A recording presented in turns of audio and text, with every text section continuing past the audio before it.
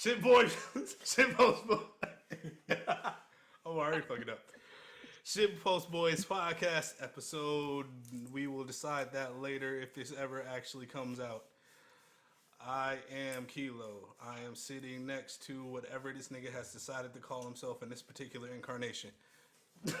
I am the artist formerly known as Big Bear on campus, also known as Bobby Szechuan. Go by my normal name, man. I'm James. We ain't gotta go by coerce. I mean, not this one. Maybe if we go in the real episode, yeah. I mean, the name coerce is dangerous to use on a podcast to begin with. More than likely. More than likely. What's up, y'all?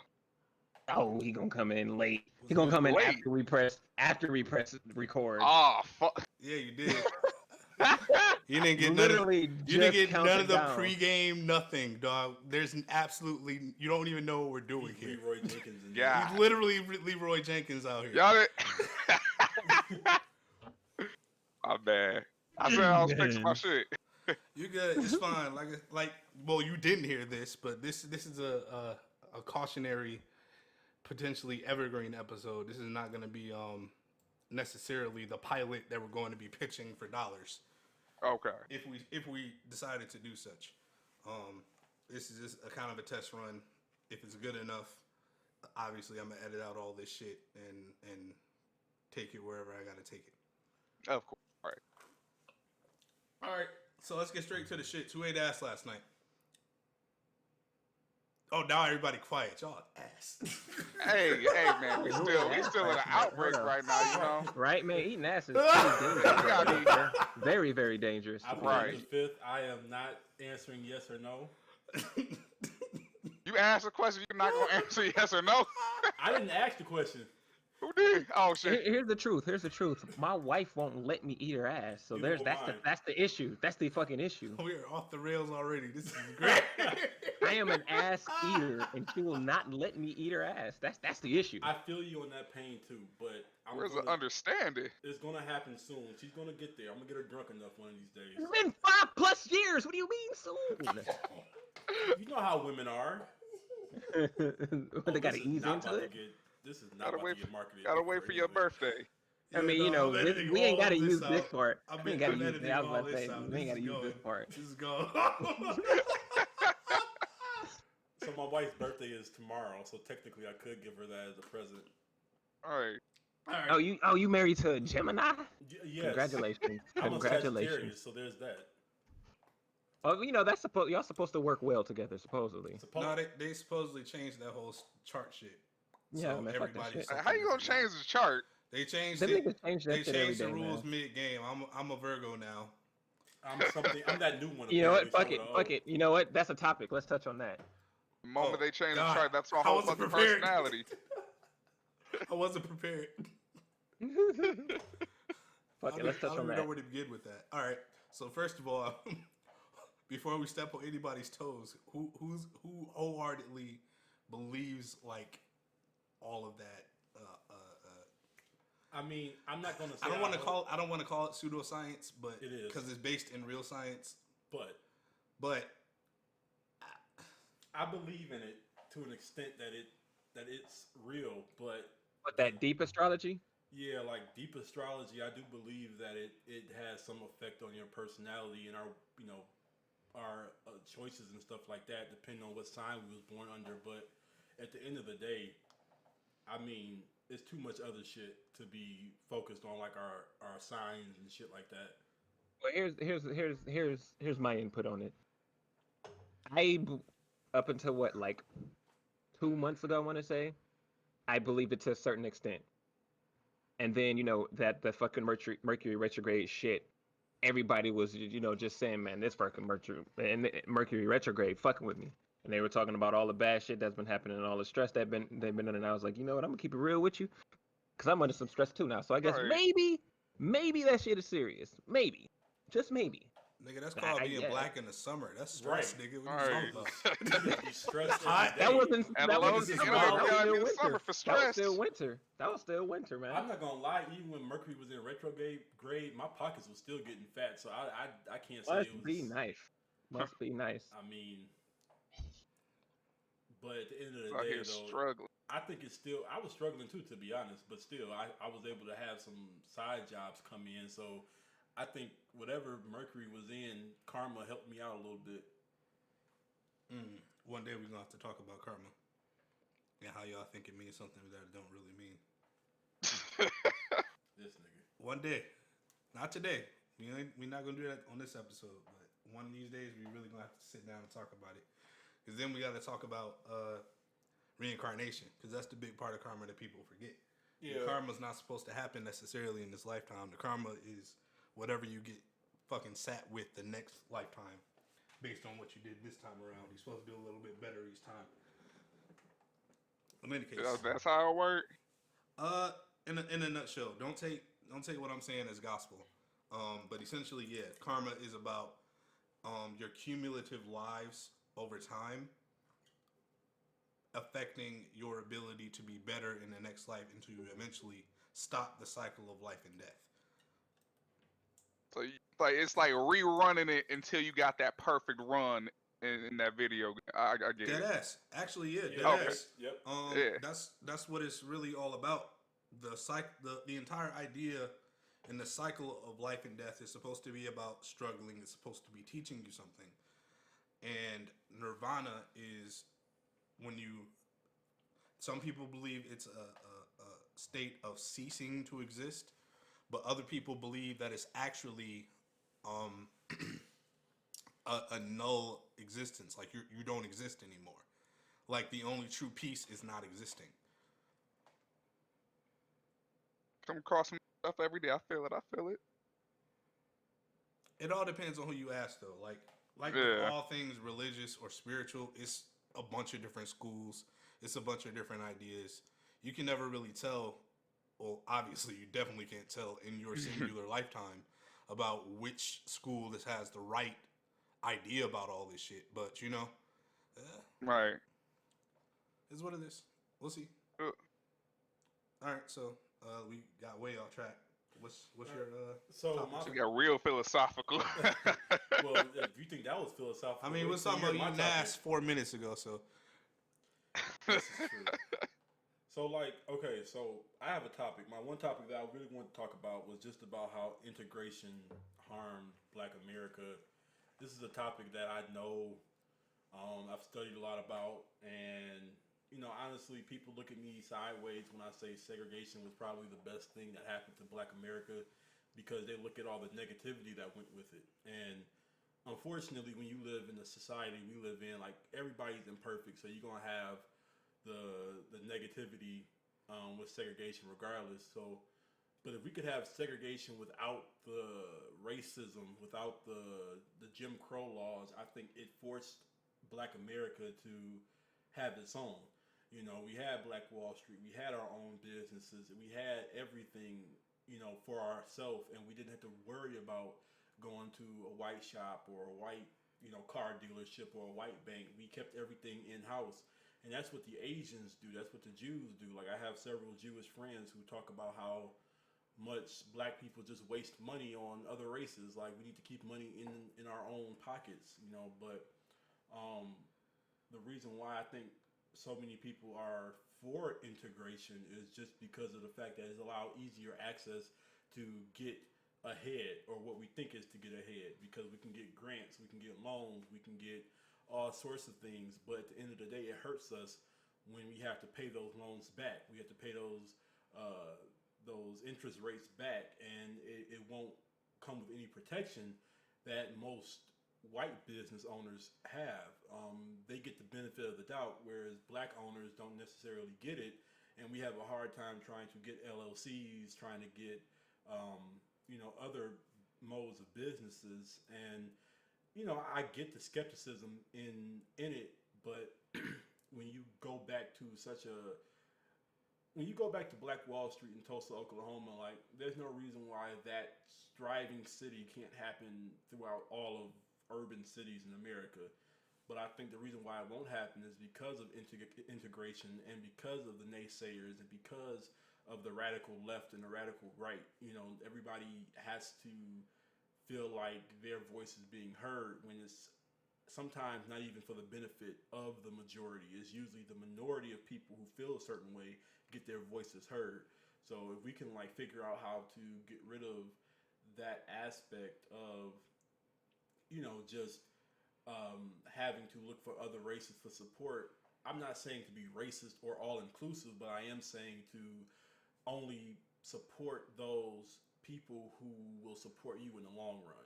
Because we look at all of these businesses now doing good PR with the Black Lives Matter and everything. I'm happy that they're saying something, but it just comes across like it's obligated. They're obligated to say something in fear of losing money or in fear of being quote unquote canceled, and it kind of makes it a bittersweet thing when you see Ben and Jerry, Sony, Xbox, Target, whatever the heck is doing PR now. It's an emotional appeal for sure. It is. Yeah, And because it's the timing of it. It's like, I mean, had all this stuff not happened, they would have just continued to do their usual stuff. and that's been going, and that's that's accounted for and everything. Like nobody really cares for real until it hurts their pocket. So Right. Everything's reactionary. Like, and that's what we're in, a reactionary society. right. Everything is reactionary. So like when it came with George Floyd and all that stuff, like everything was reactionary. So like you said, if none of this stuff would have happened, but all this stuff's been going on for decades now. So the fact that nobody has continually said anything, to me, makes what they are saying now almost a moot point, because it's like, y'all know this. You don't act surprised now. Why are people acting so surprised if they say, we recognize this has been going on for so long? So why are you just now saying something? Because it's good PR, or is it because you truly feel that way? Like, I have to endure every loading screen of Warzone right now with Black Lives Matter. Or where was this at when Trayvon Martin was killed? Where was this at when Philando Castile was killed? Hold up. No. Where was this at during Xbox 360 days? What are you This is talking true. about? right. Hard R's every Right. 5 I got seconds. called couldn't so get- many you types of couldn't get niggers through and the monkeys, day. bro. You would have to continuously stay in your party chat, because the moment you got out that shit is fucking. Bro, that's such an infamous modern myth. That shit is crazy. When you really stop to think about how many people, if you just walk into a room and there's 5 black people in there, at least one of them is gonna know exactly what the fuck you talking about if you mention Xbox Live Yep. on Xbox Right. 360. If you That is Period. such And it's not a even. universal. And it's not even. It's not even. It's like the idea of racism on Xbox Live is like ubiquitous with Yeah. the concept, because it's man, I used to play, man, my KD blah blah blah, my KD was 2.5 on Xbox Live. You heard the hard R a lot. Yes, Oh yeah. yeah, Yeah. absolutely. I remember playing Halo 3 as a kid, and you got to think about Halo 3 came out, 15, 16 years ago? Something like Yeah. that. And so I was 10, 11 years old when that came out. And I got called so many types of like coons, monkeys, and stuff like that. So it's like, it is ubiquitous with that. So to see these companies reaching out now to their black supporters and those allies, quote unquote, it's kind of like it's a bittersweet, because it's like, I don't really think y'all really care. Like, I was looking at some of the patch notes with Warzone. It was like, yeah, we're trying to make sure the racist comments get down to a minimum or to none. It's like, y'all not really trying. Because as soon as I loaded up, I got called a nigger before I could even say I want to join the party. I'm like, bro. I was scrolling the timeline just like an hour ago. Lean Cuisine had posted it, and somebody in the replies was like, "Oh yeah, they're really being vigilant on it." And he was showing a screenshot of an entire clan that had their clan tag was like N equals GGRS.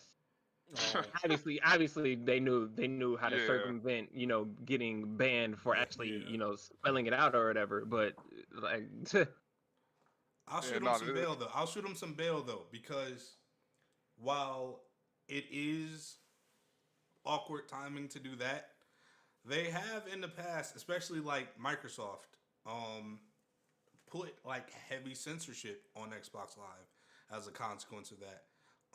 Not exclusively for racism, a lot to do with sexism as well.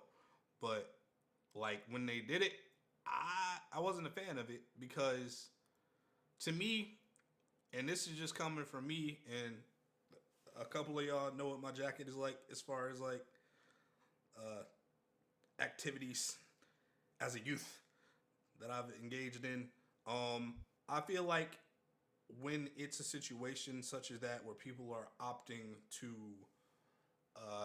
behave in a way that is probably not how they behave outdoors, outside, when the pressure's on, when the camera's on them, I believe they should be able to do it without being censored, if only because I need them to understand that they're about to get all of that heat right back in their faces from me, from whoever else. And you know what I will say, like in response to that too, like a lot of people, a lot of businesses have been getting like, a lot of people that have been working for these businesses have been getting fired the last few weeks because of their comments. But it almost seems like these people are wanting to be fired at this point, or wanting to be, you know, famous for their racist views, because some of this stuff is like, this has been going on for 10 years now. You get doxxed easily if you say some bullshit. So the fact that this is still happening, and That's a lot of heat in the moment, though.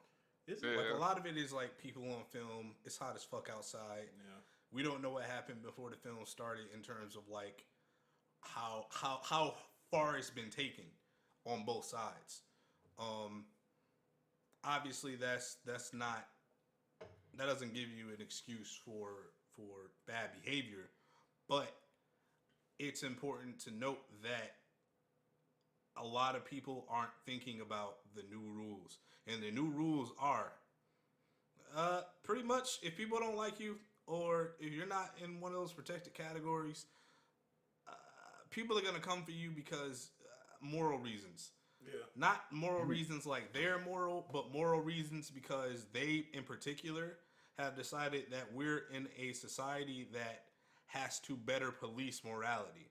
And that happens cyclically. That happens every 30 years or so, where everything shifts. Because eventually, as the generation that comes up under us starts to take shit too far, the generation up under them is going to rebel against that shit. Yeah. You know what I'm saying? It's not going to be like it is forever.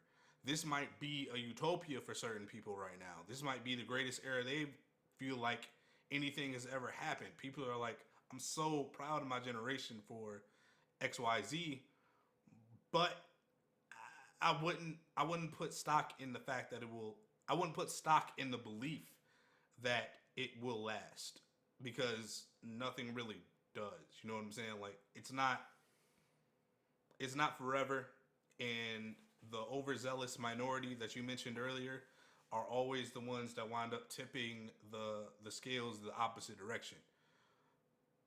Even if you look at the entire idea of online trolling, at one point everybody was trolling about everything all the fucking time. It never fucking stopped. You black such and such. You nigger, you nigger, you. Like, every fucking day. Hard R every day. Hard R every fucking day. And like, that's what they did. That was their way of rebelling against what they felt like was some sort of quote unquote oppression. Not systemic oppression, not societal oppression, but their particular social oppression, their particular silencing that they had to do for the betterment of whatever the fuck country, state, city, township that they lived in. But you know, I think that when it comes to that, like, at the end of the day, you know, people just want to be a reactionary society. They enjoy being a reactionary society. They want to know what trolling was. Like, prime example, I still have my Twitter that I've had since 2009 when I made my Twitter. That's unheard of for a lot of people. Some people are on their 5th or 6th Twitter. But my Twitter, I trolled from 2009, 2012, when trolling was important and trolling was the fundamental basis of Twitter.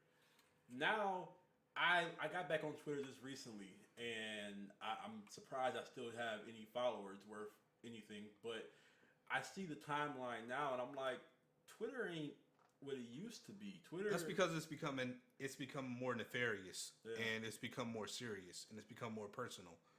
Like we were just talking about, people are looking for your job immediately. People are looking to find your family on Facebook immediately. When niggas were trolling, we weren't thinking about trying to get you fired. Nope. Like, as much as the foul shit we might say to you, we weren't looking to, like, post pictures of your dead parent or find pictures of your dead parent on Facebook to say some fuck shit under it. Like, that's some new shit. This new nefarious revenge porn shit that people are doing is just not what we did. It's not the same thing. And that just goes back into the initial topic with integration. Like when you see the integration going left, and you see people not supporting, or you see black businesses not being supported, and a lot of that has to deal with them too, because a lot of black people don't know how to be professional. But you do have the ones that do know how to be professional. They are thriving. But we also tear down our own as quick as we're able to build them up. We will literally say, out of one bad experience, oh, this is a terrible service, don't go here. Like, maybe it was just you. Maybe the next person won't have this bad experience. You know, not saying we have to give people 5 stars on Yelp or something like that, but, you know, we shouldn't also be quick to give a person 1 star or no star on a review, because you never know, circumstances can cause a service to not be exceptional. But sometimes we have high standards as black people. We deserve the best. We think we deserve the best. Well, sometimes our attitudes are also shitty. So you get what we give. Not saying that that's right, but I'm just saying that's the way of the land. You only get what you were given, or you're only given what you get. So you can't be an asshole to somebody and expect them to just pamper your ass and powder you with baby powder and say, We don't I'm believe sorry. that, though. Huh? We don't really believe that, though. But like, we believe that in certain instances, like, we're supposed to get a certain standard, and that's consumerism. Remove the color. The entire concept of Karen is, and if you hear, I don't know if y'all actually like read. I take pride, like it really moves me when I see people try to, in some way, shape, or form, justify Karen. Like, have y'all seen that shit? No. Bro, that shit is so wholesome. That's rare. That shit is so wholesome and ignorant. Oh my, poor little Karen. Oh man. Poor little Karen, bro. Let me break it down to you. Real quick.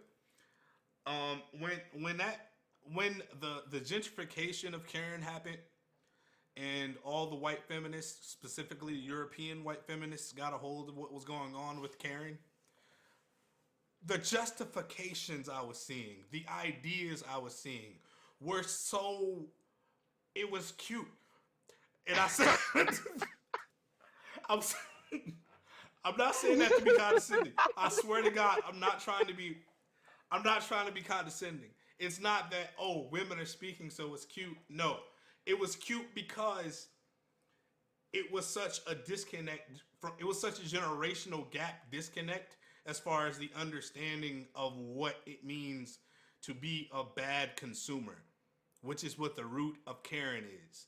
That's literally what the root of Karen is. Like the blind bob cut, like super glasses wearing, sunglasses wearing, got the fucking yoga mat under her arm, yelling at a manager. That's what it was. Probably going back to her, Right. Her like BMW 3 class. And Yeah. That's what it was. But then But people took that, and then here's the justifications for it. They took that very easily understood trope of pretty much anybody who's ever been in a Walmart before. They took that and they applied that to determination and like a lot of good principles. And the reason I said it's cute is because they have no idea what we're talking about. They have no idea what we're talking about. We're not talking about because, dude, I have on multiple occasions when it's like some real bullshit happening and I'm trying to make an exchange as far as buy something or something of that nature, and people are giving me the dickish runaround. yeah, I want to speak to a manager because A, this is probably not your fault, cashier / employee who is beneath a certain person who is in charge of making sure that the principles that are in the rule book or the handbook or however it works in this establishment, they're the person responsible. I'm trying to talk to the manager, not to yell at the manager, but to be a better consumer and not give shit to somebody who doesn't give a fuck about this job. Right. Yeah, because most A cashiers Karen, don't on the care. other hand, hold on, niggas. Sorry. A Karen, on the other hand, has such a nasty emotional attachment to whatever it is she's trying to do that she don't give a fuck who she's shitting on. Facts. You know what I'm saying? She don't really give a fuck if they like it or not, as far as the management and their particular rules for how things work, whether it be a policy on exchanges or whatever the fuck it is. They don't actually give a fuck about that. They're mad and they want you to understand that they're mad. They're Like, dickheads. she gonna yell at everyone. Right, she's gonna yell at everybody in the fucking vicinity. If somebody behind her like, yo, man, can you relax? They gonna yell at that motherfucker too. And that's not somebody who knows what they want. That's just a fucking dickhead. Right. There is a distinctive difference. And that's what I'm saying. Like, they think that it's something as common or as plain as, oh, it's somebody who's making a complaint or somebody who is in particular about what it is they want out of their consumer experience. But like, that's somebody who doesn't necessarily have to be a dick. The operative part of Karening is the screeching and the I was told by Apple Care. Like that shit. That's Karening. And that's funny that you bring it up as the term Karening, because Karening is now an action. It evolved from the term itself. Right, they gave that shit it's a whole funny because- definition. A whole definition. And it was funny because I was walking my dog earlier, and like, I don't think the protest is still going on, but there was a protest right in the shopping center that's literally 30 seconds away from me. And the shopping center is funny. It's literally across the street from the town hall in the city that I live in. And there was an older lady standing right in front of the city hall with a sign that says "Police Life Matters," and she had two American flags, waving them. Right, it was actually you live windy, in so that she didn't part even of have to. Ohio. I live in that part of Ohio. Yes, I do. So there's somebody that drove by her that blew their horn at her, and I'm pretty sure that it was like a negative blow. And then the person behind that person that blew the horn, said, "Good job supporting people that kill."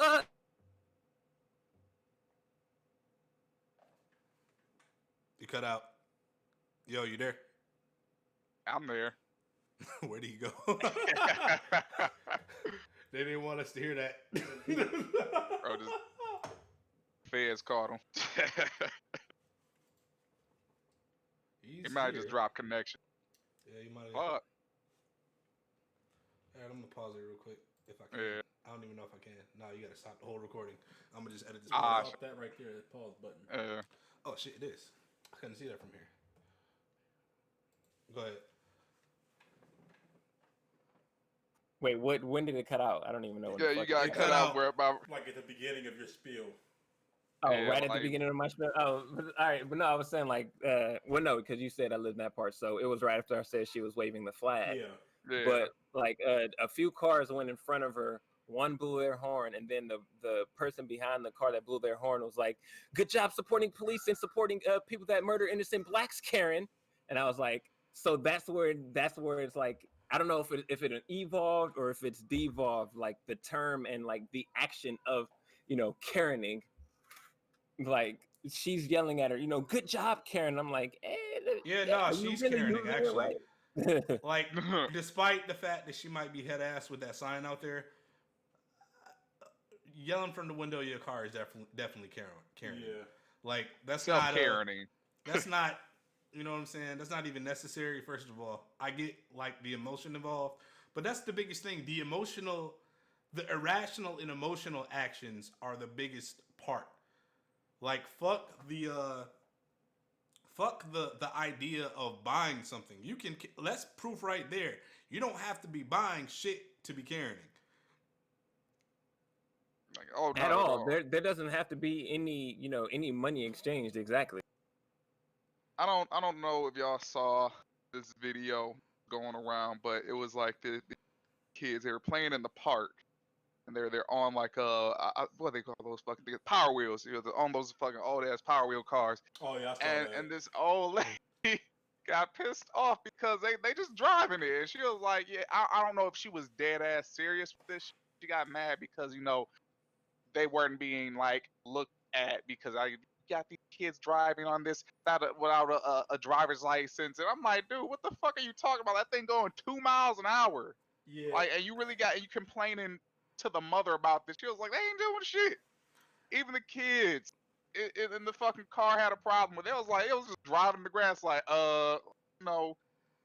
complaining that's that over bullshit. nothing. That's that Right. bullshit paternalism shit that people be doing that I don't like at all. I don't. Right.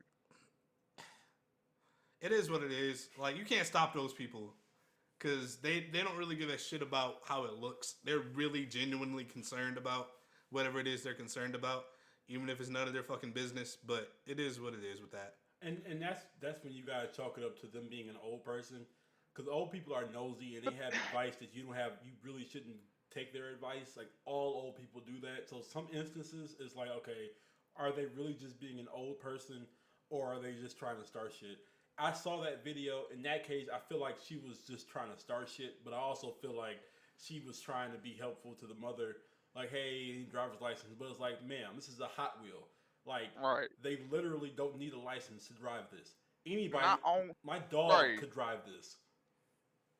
And I'm like, it'd be different if there were like hazards that they can possibly run into. Like, if they were by like a fucking a street or something like that, or like it was like a whole bunch of like a hill area where they can potentially like accidentally drive If there was down some and actual fall. danger involved. Right, but they're in an open park with a field and a track. Like, they really can't. You really can't fuck up. No. At worst, they're in the way. Right. At worst, but I mean, again, But I mean, yeah. I don't know. That's just a deep assumption to think that someone could possibly get hurt in that situation, Yeah. or where there's even an argument to be made that you should be watching. yeah, that kids goes back because to the paternalism thing. Like, Yeah. in essence, a Karen is somebody who takes a very paternalistic. Not only am I the consumer, but I'm in charge of shit around here attitude. You know what I'm saying? Like, Yeah. they feel like it's their duty. Like, they need to have the power They have to at all set a times. precedent and have the power to change things, even though it's not that fucking deep. Usually, it's not that fucking deep. Yeah. But anyway, let's get off that topic. I'm gonna present one of mine. We are already 30 minutes in. I'm gonna take 8 minutes off of this for the bullshit at the beginning, but I might keep it in. Who knows? We'll see how that goes. We'll see. It might be good content. I mean, it's definitely go. What do they call it? People want to hear. What do they call it? The shit they do, like how series are scripted so that in the first episode the wildest shit happens. Yeah. Like, that's how most shit goes in order to like either keep you interested or to like let people know off rip, like, yo, it's some wild raunchy shit going on over here, and you don't want no parts of it. Don't so expect anything. yeah, right. So it is what it is with that. I'm not gonna knock us for doing it, but my biggest thing is as of late, the things that have been really, as the kids would say, weighing heavy on my soul. This guy. Not sitting right. Shut up. Not sitting right with my spirit. The thing that's not been sitting right with my spirit, is not. It's not anything necessarily obvious or important. Well, no, it's important. Fuck all that. It's important, but the accuracy of social media reporting and the lack thereof, as far as how it, in any way, shape, or form, can not only influence and change a narrative, but it can be potentially dangerous for motherfuckers. You know what I'm saying? Like, it's not. It's one thing to, and it kind of ties back into Karening perfectly. it's one thing to be so paternalistic that you feel like you need to protect everyone, but it's a whole other thing when you feel like you need to actively try to take things that you see or hear that a lot of people are talking about and then kind of put your own spin on some shit that you saw. Or create a narrative around some shit that you've seen with no context. Well, that just goes back to us being a reactionary society. We want to, try to get, especially with Twitter. You got to think about Twitter is all about retweets and likes. So, Yeah. No, I would say it's more about expedience. well, yeah. And that's the biggest thing because you have this situation where everybody needs to be the first person to get this video out with their god awful fucking caption for it. And they didn't even stop to check first. You know what I'm saying? They didn't see if whoever it is they said did the shit in the video is actually in the video at all. And that's the point of it being a reactionary society. People want reactions. They want to be able to say, oh, look how many views I have. Look how many people are disgusted in my mentions. Look at my mentions. Look at my mentions. Like, that's the rhetoric that we see on Twitter daily is, how can I become Twitter famous? How can I have all these views and then somehow link my SoundCloud to it? Or my OnlyFans, if we saw in the Discord so often. We don't talk about the Discord on the Discord. They do anything for clout. Sorry. Edit that out. There is no Discord. What Discord? There is no Discord. What Discord? I don't know what Discord you're talking about. What is Discord? Anyways, Nowhere. the point being is that I feel like people are so in tune, or they're so quick to say, you know what? I want to know, how can I get this trauma porn, this gore out here without realizing the effect that it has? Because quite frankly, I'm tired of seeing black people, killed on the street. I'm tired of seeing cops abusing their power. I'm tired of seeing that constantly retweeted. And I think, that's necessary. but to Yeah. what end though? To what That's end is it necessary. That's necessary in the sense of, as a consequence of our inaction in times of, I don't want to say times of peace versus turmoil, but that's essentially what it is. In our times of inaction in terms of turmoil, because let's talk circa 2006, 2007. There was very much a societal change that was happening that enabled kind of a different idea of what America could be on a mainstream level. Like, people have always been critical, but like, if you talk in the Bush era and how it changed like a bunch of shit in terms of not only how people view the office of the presidency, because now we have CNN and shit, which is 24/7, 365. We're talking pre-peak Twitter days, pre-peak social media days, where it was just the media is now this huge, gigantic, mammoth machine of how people consume shit. You have a president who is almost universally panned by everybody, outside of his own constituency. Everybody thought like, wow, there can never be a president worse than Bush. Who could imagine a president worse than Bush? And we hired a troll. He lied about 9/11.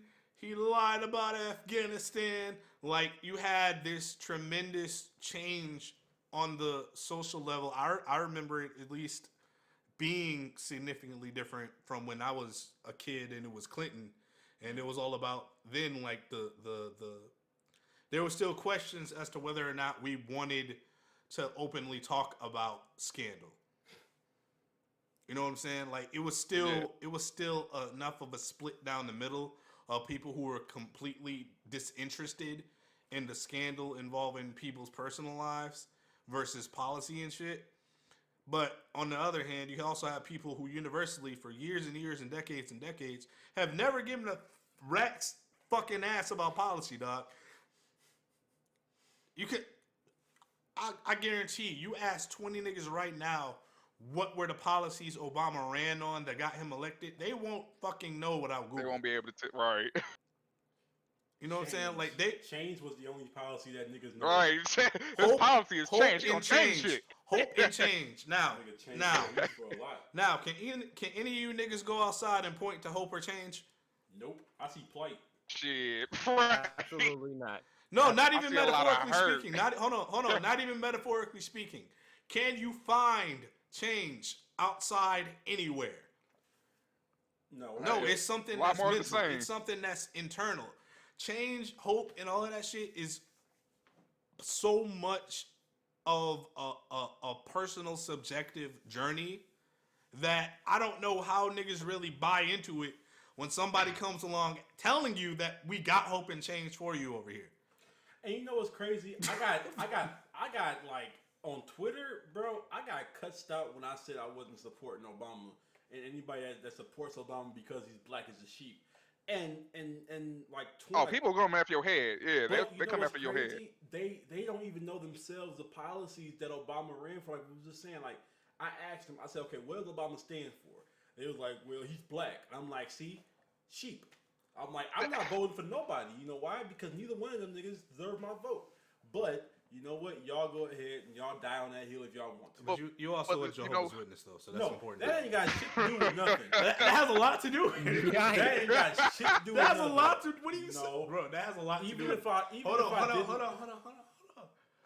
That has a lot to do with your particular outlook and your subjective opinion. I'm not agree. saying that has anything to do with why you did or didn't, but I'm saying that as a consequence of a lot of rearing that you went through as a child, as far as how you view the world, your worldview Yeah. is shaped a lot by that. Yeah. So much to the point that I would say, obviously you expected people to come down on you. Yeah. But it's important that you also acknowledge that your particular stance is easy for you to get to as a consequence of the road that was paved for you. Well, yes, and that's why I tell people all the time, like, me being reared in a spiritual family that I was reared under, and as strict of a spiritual family that I was reared under, helped me to have the worldview that I have now, which is why I can be so-called cynical about political nonsense, is because I view it as all nonsense, because no man or woman alive today will be able to give us anything that we want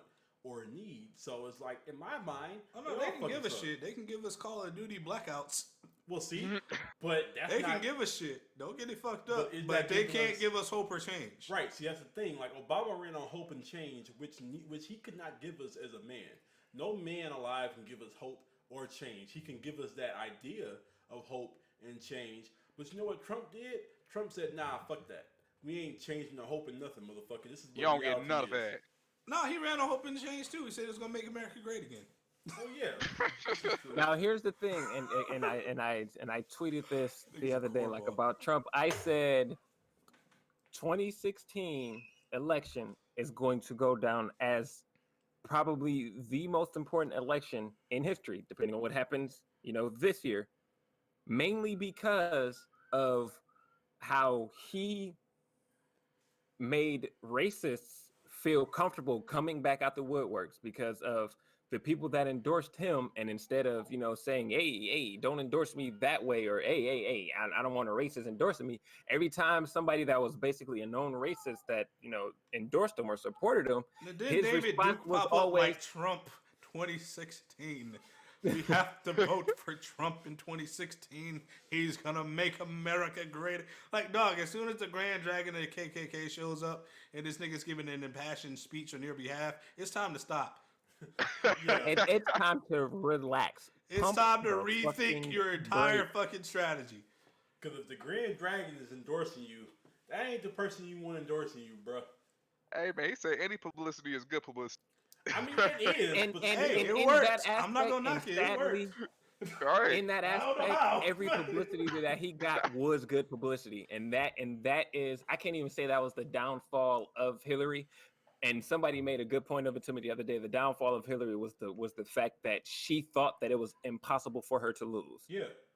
But not only because she was thinking, yeah, I'm going to get the popular vote. Yeah, hell yeah, you're going to get the popular vote, but you're not getting the popular vote in the states that you need to get the popular vote in to knock this motherfucker off of his ass. And I'm gonna and take that's what this the fuck back. it was. And I'm gonna take this back to the topic: accuracy in social media reporting. Y'all have to keep in mind the app that told you that Trump has no chance of winning was completely fucking wrong. bro, you know what's funny? They was like, this nigga has no chance of winning. It's all not reactionary. possible. It's all reactionary. This like nigga won, and the night just got harder and harder and harder for every motherfucker who was watching. As they were like, but Twitter said something different. Like you said, we only had his power levels over 9,000. Head ass. CNBC, MSNBC. We only had the news that could tell us things, and maybe even a Tim or a John that took video of something. Guess what they had to do? They had to send it into the news. But guess what? That would take a day. Then an editor had to run through it to see if it was okay to run on television. Now what it is in the super data age, we got terabit internet and shit.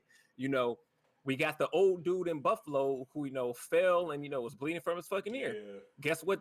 Fucking Buffalo police said, we arrested X amount, and a 65-year-old male tripped in a small altercation with police.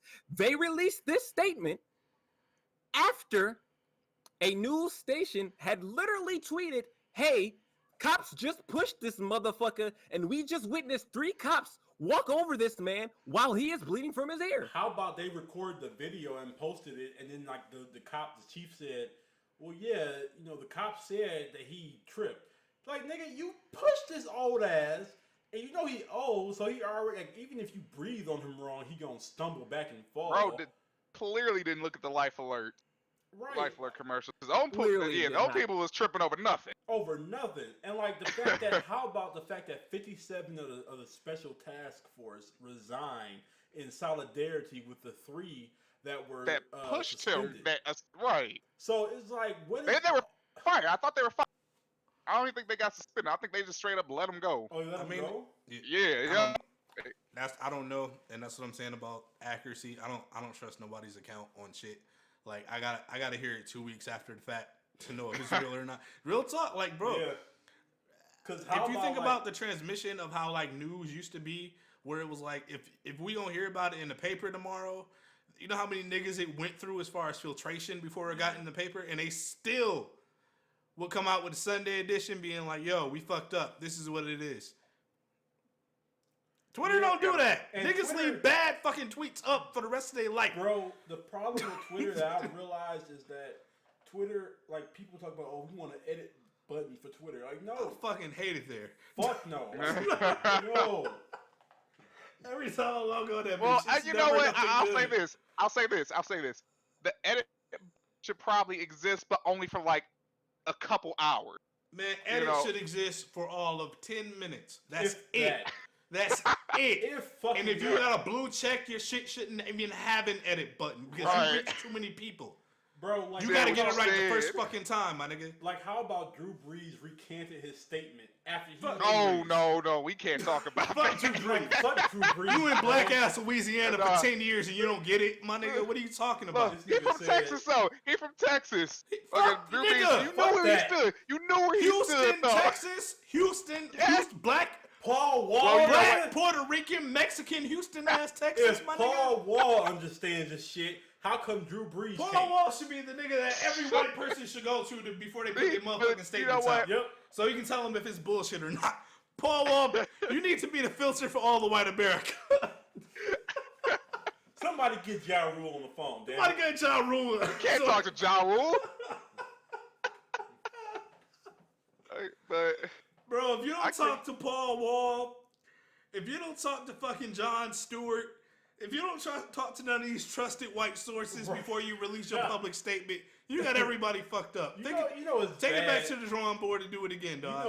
You know it's bad when the creator of Raw Papers is saying shit about racism and like how bad racists are. Like, bro, I follow this nigga Josh, the owner of Raw, and he be like, "Look, bro, There's no time for the bullshit. Like, you know it's bad when a fucking paper company is coming out saying, nigga, get y'all shit together. Fuck that. Elon Musk took a break from sending niggas into space to be like, yo, why everybody in prison for marijuana?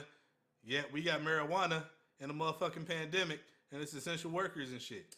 How about this nigga Elon This Musk? nigga took a break from sending niggas to Mars to be like, yo, Mars. y'all got it fucked up down here.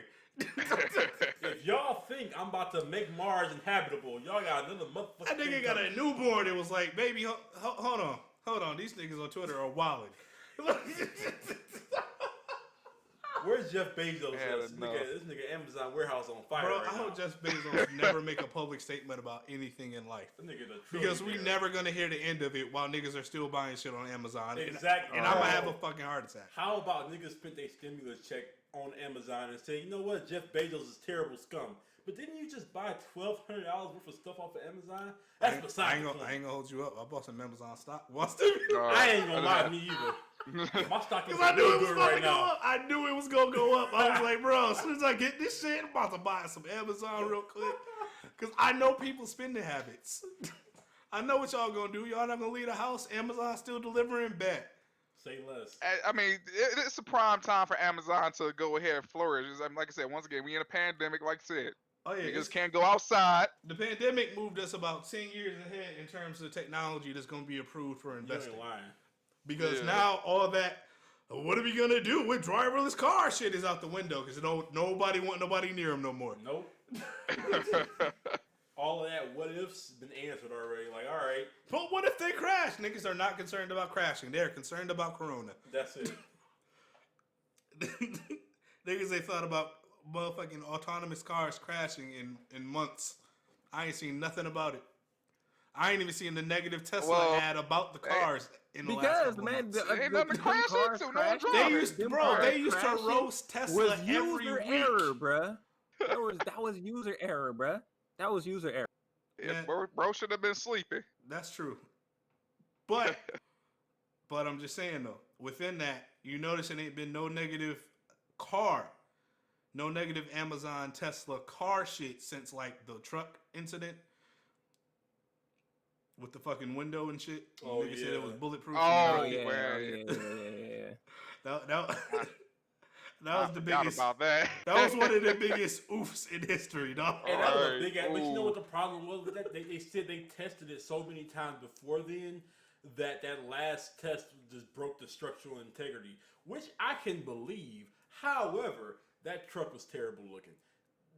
Elon Musk should have known better. It's It was it's a Halo. concept. It was Man, Halo that truck had like truck. fucking It's a 20 concept. polygons on it. It's a- And it's a people concept. still want that shit. And people I still want that shit. Honestly, I You don't build it, they will come. Bro, You if they build li- it, they will come. I'm gonna take it.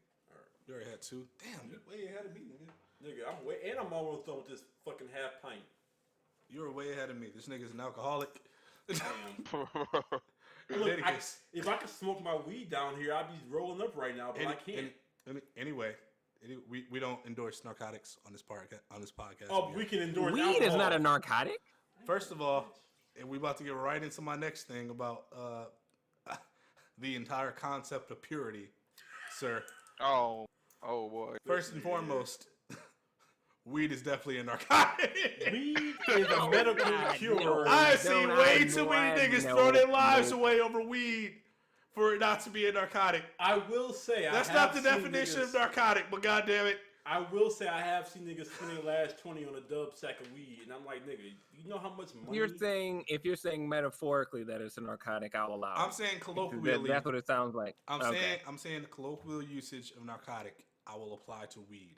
Only because the weed that we smoke now in terms of quote unquote THC content or quote unquote purity, depending on who you ask, is nothing like the shit that anybody on earth has smoked before. Yeah, the This 70s, shit got a little bit more kick, got a little bit more of all the bad shit along with all the good shit. I'm not gonna lie, my weed habit is You're so mostly close to correct about I that. might as well be a cokehead at this point. I've been smoking a quarter a day at this point. This is I terrible. can't Woo! I can't Is endorse. everything okay at home? No, I am That's the suicidal, question. but you That's Okay. I knew this was gonna get dark. In any case, In any case, Mental health in the black community, but that's another topic. it's a topic for another day. The fuck is wrong? You got it right there on the notepad. Niggas just trying to kill shit. Anyway, we're getting off topic. Back to the topic No. of purity. God damn it. Keep it. It's funny because I'm 2 beers in and like a half a pint of Jack in, and I'm feeling good. So 2 whatever- beers and half a pint of Jack. Oh, Yeah, hell. 2 Guinnesses, by the way. Somebody about to go back home and get their woman pregnant. I'm trying to, but it ain't working. I've tried. Oh, God. Fertility wasn't on the itinerary yet. Oh, no. We're too many weeks in. I don't know how to take it. How am I supposed to reel it shit, back my now? Fucking DoorDash about to. My God. Man, you order food? What you got? Yeah, DoorDash Man, is it's Piata. 10% off anything Oh, okay. today. I know a girl that's been DoorDashing. No, since no, the I We're thought off they had top. 50% off the last week. Was that, I think that was Postmates. I was Postmates. This nigga out here order using from me. Postmates and shit. Back to I mean, look. Every time somebody tells me about Postmates, it's a bad story. I have not heard a single positive Postmates story around- about Postmates. Postmates around here got the same fucking 5 stores in rotation every fucking time. Every time they update that, oh yeah, get a deal off this. Same fucking 5 stores. I always. I'm not going to hold Alright. you up. I completely forgot Postmates existed. Yeah, I didn't realize Postmates was a thing outside of California. It got the Michigan link. If you want good Postmates, yeah, Postmates is good in California. Fuck Postmates in Michigan. Any location in Michigan, you ain't getting your bang for your buck Hey, at all. relax. Like from Postmates Michigan, came to alright? Michigan pretty late. But back to the Yeah. topic at hand. I'm sorry. Purity. Purity, guys. Purity. Purity. The idea This time of for real. purity. Humans got everything in the universe fucked up when you stop to think about it.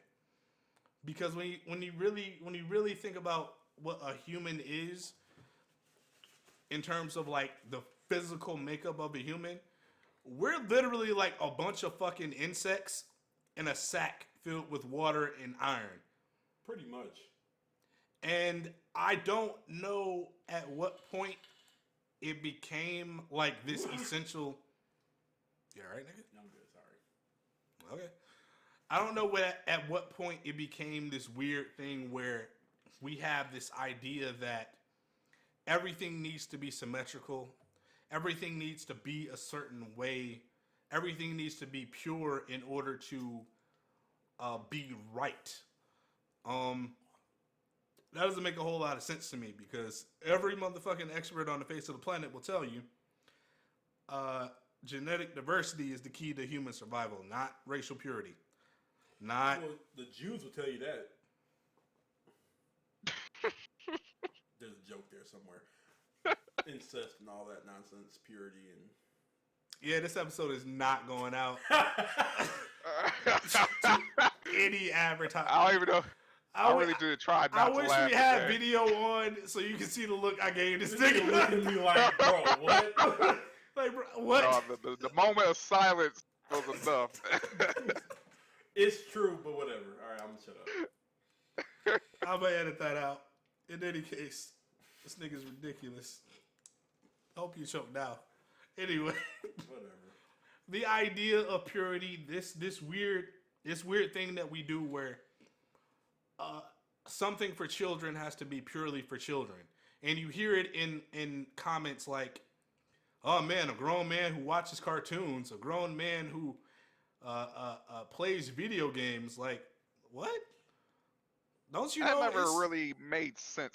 You like, And who hold on, just- like Go ahead. I was saying earlier, the idea of them trying to defend Karen made perfect sense to them because they thought it was purely a matter of consumerism, whereas we have just disproven, because we are already the podcast goats, that Karening can happen with no monetary exchange. Niggas really believe some stupid shit. I don't know why. I don't know where it comes from. I don't know where a lot of ideas come from. And I think if you ask the majority of people where a hot take that they have actually comes from, they're not gonna have that deep of an answer for you. To be clear, like even when we were talking about weed earlier, the idea of it being pure because it's from the earth don't make a whole lot of sense either. Because you know what else is from the earth? Arsenic. Opium. Oh, sorry. Sorry. Arsenic, Touche. anthrax. You know what I'm saying? Coronavirus. Touche again. Coronavirus. Coronavirus. This nigga vaping and that shit smells terrible. Hey, It stinks. I don't have a cigarette. That's not from the earth. It stinks. I need a cigarette, so shut up. Clearly, you need something. Nigga. That's not pure. Anyway, American spirits are. Anyway, this motherfucker. But yeah, like, no, nigga, just because it's from the earth does not mean it's supposed to be good for you, at all, bruh. Essential oils, if you put that shit directly on the skin without diluting it, it's gonna eat through your fucking skin, my True. nigga. What are you talking about? Even aloe vera is not supposed to be good for you in large amounts. It'll give you the shits till you die. Will give you this. There's Precisely. berries out there that if you eat, it will kill you. You know, just I mean, Dysentery. yeah. That's what it's called, dysentery. Some shit. Thank God Oh, we're yeah. not in the Ocean water is pure. You drink it, you gonna die. You gonna have the shits. I thought you instantly threw that up. No, Ah, you'll be dehydrated like fuck. Oh, I thought your body It's was compli- just straight it's- up it's- like rejected, like Here's the fucking thing. swallowing chlorine Here's the thing. for water. Here's the thing. Here's the thing. Go ahead, go ahead. It's complicated. You will throw it up. You will throw it up 9 times out of 10. But if you absolutely have to survive, at least for a little while longer, your piss is about the same content. Yep. Drink piss. It's probably a little bit more diluted. But your piss is essentially the same content as seawater, which is why I don't understand why niggas like willfully swim in the ocean and shit. Like it's literally full of piss. It's full piss of and shit. feces. It's full of microscopic life forms that are trying to travel up your dick and break it off. Like, bro. And that's all from the earth and it's all pure. I quite don't simply- go any further than the fucking ocean water. Like Archer said, like in the show Archer, fish shit in it. Okay, fish shit in it. So ocean water is the most unpure thing in the world. Anybody that drink ocean water is probably gonna have, You're gonna die. you're gonna die. You're but gonna Yeah. shit, you're gonna throw up, and then you're gonna die. a terrible death. Probably. Wouldn't recommend it. Depending on the circumstances. You're probably going to die. I was about to say something that was definitely shit post boys worthy, but never mind. No, shit. Just relax. Just All right. relax. I'll be quiet. You've said enough. This nigga. Anyway, but yeah, I don't think that the foundation of it as a concept is even stable enough. Like, if y'all have any ideas where any of this shit came from, like if y'all want to go Google search it real quick, I don't know where we got it in our heads that in order to make to just tie it all in order to make a movement happen, we have to be all on a singular accord with a singular way of thinking. No, the fuck we don't. It No, we almost don't. sounds like a hive mind. The civil rights movement was led by religious leaders of multiple different sects. Yep. It was Jews, it was Muslims. Catholics, it was Muslims, it was Baptists, it was agnostic people. And they didn't stop to think, yo, hey, y'all niggas killed Jesus over there, so we can't fuck with y'all on the picking line right now. But see, and that's what when he was talking about earlier about my upbringing, like it really does play a big part in how I view things, because I view things more so as a spiritual warfare versus a physical warfare. So I know some shit just can't be won in the physical sense. We have to rely on the spiritual sense to win it. But that's an unpopular opinion in this country because, who cares about God apparently. But and the people that do care about God, they're like, wait a minute, we can't fix this. God can fix this. And then everybody else is like, God, what is this, 1725? And I'm like, Like, you're where right. he at? You're right. I get it. But at the same time, all of this stuff has to happen. So I honestly am not as pissed off or afraid of as much shit as happening as I should be, because I feel like all of this shit's supposed to happen before, positive shit happens. But, religious views aren't as popular as opinion as, other things. So I'll shut up. I mean, that's true. I mean, y'all kind of know from, even though it's important to note that we've actually never all physically spoken to each other before now, despite this fucking Discord server that doesn't exist. Right. being in existence for quite some time. Like, how about Coach Jimmy don't follow me back on Twitter? But that's neither here nor there. that's petty. Wait, what? Huh? Coach Jimmy doesn't follow me back on Twitter. But I don't even think I follow you on you Twitter. don't follow me on Twitter. That's actually fucked up. But you know what? That's neither. But here nah, nor I there. seen That's you a whole earlier that ass you was lie. saying some That's other a whole shit. ass I lie. don't remember. That is not a whole ass lie. I don't give a fuck about that platform anymore. And I don't see. So, like, I don't it see is your what it Twitter is. name being in my followers list. So that's neither here nor there. Matter of fact, I'm about to send you a DM right now. Y'all niggas are spicy. Anyway, anyway, got me all off track. As I was trying to say, no, I think that the biggest weakness of like modern movements in general are the fact that they feel like everything needs to be for its own specific purpose in order to work. It's weird to me that it's because, as y'all know, I've never actually used the Black Lives Matter hashtag in damn near anything. It's not. I don't really get with it because there's so much disruptive talk and so much disruptive history behind the protests in Ferguson, as well as the organization, as well as the hashtag, as well as the slogan. And all of those are separate fucking things with separate fucking incarnations and separate dates of inception. Exactly. And people don't really know that. And that's why we get caught up in all these bullshit arguments because, well, when I mention Black Lives Matter, I'm mentioning the slogan and the hashtag. I'm mentioning the cultural event. I am never mentioning the organization. I don't know anything about the people who run the organization for me to in any way, shape, or form say I support the organization. I supported the protests in Ferguson. That was a big thing for me in school when that was going on. College, to be precise, so that nobody get me fucked up. Not like, oh, I went to college, but like I was an adult. I wasn't a child when this was going on. You know what I'm saying? We whole ass adults all year. Right, we was whole ass adults when even shit, the Trayvon Martin shit happened. You know what I'm saying? You were, not me.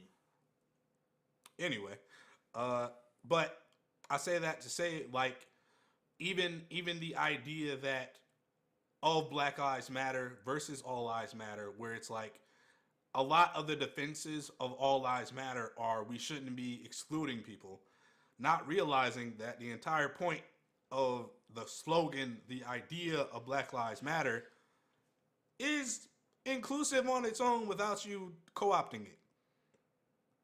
Because they want to make it seem like black people are selfish. Right, but here's the flip side though. It's fucked up for people to say all lives matter because they feel like they're not included, or that, you know, there's no way to ensure the purity of the intention behind the phrase unless you say all lives. But then you have niggas who are like, black insert particular subgenre of human lives matter, Bro. and it's like, you shut the hell up, Black sir. niggas shorter than Hold on. five Wow. lives matter. Because you're gonna say some shit we don't want you to say. Alright, I'm sorry. He caught you. He caught you. Well, see, that's the thing about having... You already started. Don't do it. Just take 5. Take 5 on Alright, this I'll one. take 5. God damn. Go roll on my weed. In any case, I don't understand how they don't see how that's the same fucking thing. Black Lives Matter means all Black Lives Matter too. Like, that's the whole sentence. Period. All There is Black no lives subgenre. matter as well as your life. They don't feel inclusive. I don't think that you need to add any prefixes to it, and I don't think you need to add any additional words between black and lies and matters. Like we're It is good. what it is. You know Are what I'm you saying? black? It's all Yes, your inclusive, life bro. matters. That's it. Bro. That's it. But see, Bro, okay, shut the fuck up. but You've said enough. But I Take haven't- 5, nigga. all right. All of that, y'all don't check y'all friend shit. That's me checking my friend right now because I know you about to say some fuck shit. You know what I'm saying? Like I do this regularly. Nobody in the chat says relax more than I do. I know how you feel, but nigga, that's just how you feel right now. You don't gotta say it. You ain't gotta say it. I know how you feel. I know how you feel, but that's just what you feel right now. I want you to really like meditate on that shit. I feel how bro. you feel. I just want you to meditate on what it is you think you should say right now and come back to it. All right. Within that. Within that, I don't feel like there's any need to say anything outside of Black Lives Matter because that slogan in its inception was in the face of a action or a series of actions, a system's actions in which there was clearly somebody along the lines somewhere in that machine who does not believe that shit. Honestly, you cannot possibly tell me that you believe that shit when you helped and justified and coddled motherfuckers who clearly don't think that same way. You know what I'm saying? They don't, in particular, they don't think that in any way, shape, or form, a black, especially black person who is in America, because I mean, I know they have issues in Africa, but I'm not equipped to speak about it. I would love to have somebody actually come on here one of these days to speak about it. But like the history of black people in America necessitates a certain level of I'm not even gonna say that it necessitates a certain level of care in how you speak on it. I'm gonna say it necessitates a certain level of understanding of what the conversation that's being had is. Because a lot of times, and we can harken this back to the Karen conversation, y'all don't know what the fuck we be talking about. Y'all read it, and that's the problem with having limited characters and everything being bite-sized. You don't know that we're eating, to put this in the best metaphor possible. You don't know that there's a big-ass sheet cake over there on the table. You just see us eating a little tiny piece of the cake over here in the corner. So you think that we just have this little tiny piece of cake over in the corner, not realizing that there's a whole other thing over here where you can go slice a triangle, a square, however fucking much of this cake you want over there to figure out what it is that you're trying to figure out. And it doesn't have shit to do with what I got going on over in the corner with my tiny little piece of cake. You know what I'm saying? Yeah, the two things can't be congruent. Y'all see the bigger tip. picture. Y'all see the They tip don't of see the the bigger fucking picture. iceberg, but y'all don't Right. see all the shit underneath. There's a whole system of caves down here. Shit got layers to it. And speaking of tip of the iceberg, it's as I said, with the protests, riots, whatever you want to call them, what it was literally a perfect microcosm of everything, just like the beginning of the year. And I'm going to even say it. I'm going to even go ahead and wildly add Kobe to that. Oh my god! Like I feel like we had Kobe, coronavirus. We were fucking locked up for 2 months, and literally the day that a lot of major cities opened up and allowed us to go and be partially human, go kind of relax with people, go get some sun, this man ends up getting killed. And you have people who are, why are they protesting? Why are they upset? And you're still asking why, and you're still not looking at the larger picture, because it was shit that just compiled on top of each other and just kept piling up. And even before coronavirus, and even before Kobe, and like even before people felt like they lost their hero, lost jobs, ended up being depressed and everything, we still had other people who hadn't had their justice, Tamir Rice, fucking just everybody that didn't get their justice You know, we get locked up for 2 months. Nothing really happens for 2 fucking months. Nothing. You know, nobody had really negative run-ins with police. You know, nothing, no wars or anything because everyone's locked up. And then we get out and we can't even be out for 12 hours. Boom, this man is dead. It's almost a wonder or a miracle that this shit didn't happen sooner. Honestly. I mean, but that's the thing. It was building. It was going to happen. Yeah. It was going to happen. But listen, like I I said, mean it that was depends building, on how you look at it and because this has it happened boiled before. over. Right. This has happened for like the last 10 years. There's always some police brutality happening since Rodney fucking King on videotape, and shit has not changed. So I'm trying to figure out what's different between now and Rodney King. I would say the pervasiveness of like Rodney King for a lot of people was a watershed moment because while you got to keep things in perspective, we grew up in an era where fuck the police was already like the default. Oh yeah. And in that era, it was slowly but surely becoming that because we had just come out of the era where it was fuck the troops because Vietnam. Yeah. Like it's always been fuck the police, yeah. but the attitude and the actions thereafter of fuck the police have evolved since then. It's become essentially mainstream.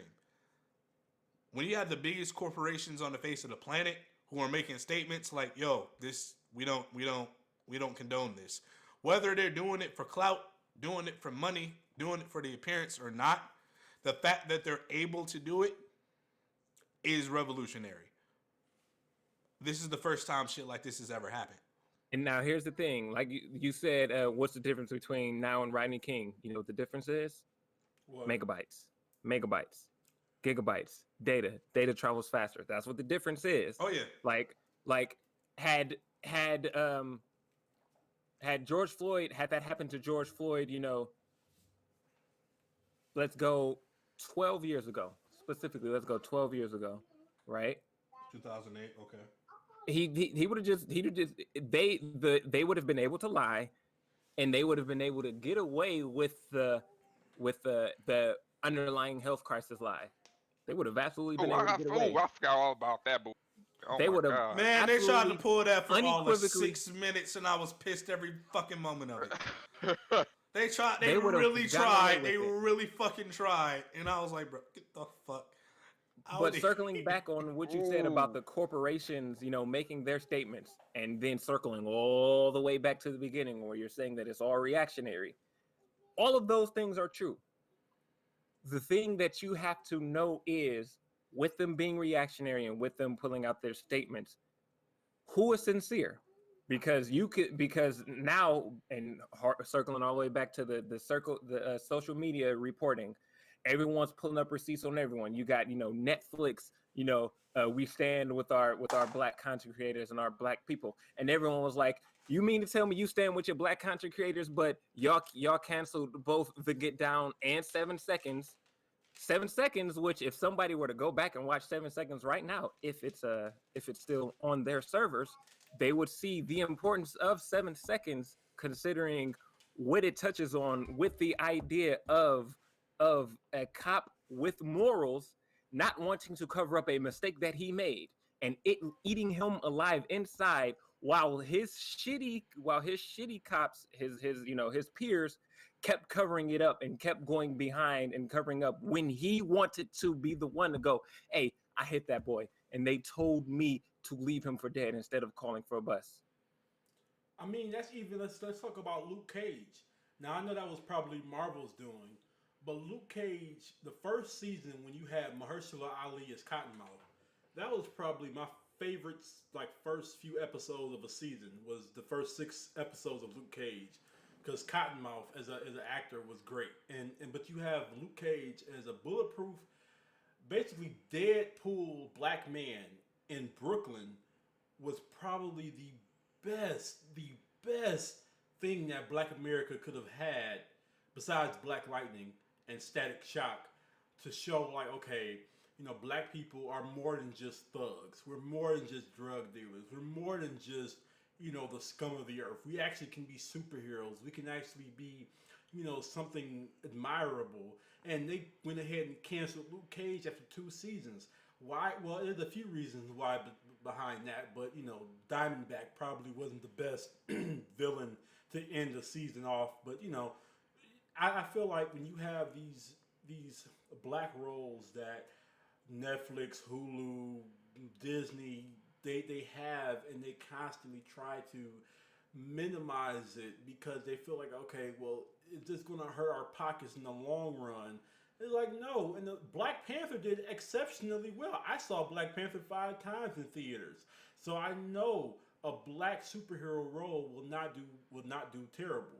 In fact, it will enhance the holdings of the corporations if they do it right. But when they half-ass do shit, then of course nobody's gonna want to go see it. I mean, half of Eddie Murphy's catalog I ain't never see. Why? Because it was fucking terrible. Nobody said, "Hey, Eddie Murphy, Oh God, stop fucking doing that." Pluto Nash, stop it. But you know what? At the end of the day, it's all about accountability. It's all about what the consumers want. And if the consumers love glorifying drugs, violence, and gang activity, well, guess the fuck what? They're going to keep employing the Hectors and the fucking Dions of the world because that's what makes them money. You know what I'm saying? Now, I'm not saying that we have to boycott these businesses, these movie industries, but I will say what we choose to indulge in shows a lot about what they depict in the media. If we want to say, we want to see more Will Smiths and Denzel Washingtons be lawyers and doctors and we got a upstanding billion of fathers. those. Huh? We got like a billion of those. We have a billion of those, right? But so does white America. White America has a billion of fucking those. Right, but if you think about like the iconic movies of like, if you're talking anybody random's top 5 movies, they gonna say some shit like Titanic, Godfather, Scarface, Goodfellas, maybe Star Wars. Inglourious Bastards for me. And hold on, what do 3 of those 5 movies? You know what I'm getting. 3 of those 5. No, I You- know. you I'm saying know where well, I'm 3 going. of those 5 movies have something in common, though. Yeah, Gross violence. yeah. You know where this was headed. You know how I'm cut. But You know what I was about going to do back with to what this. you said, what they choose to indulge in is what we consume, right? Right. Touching on that, fucking VH1.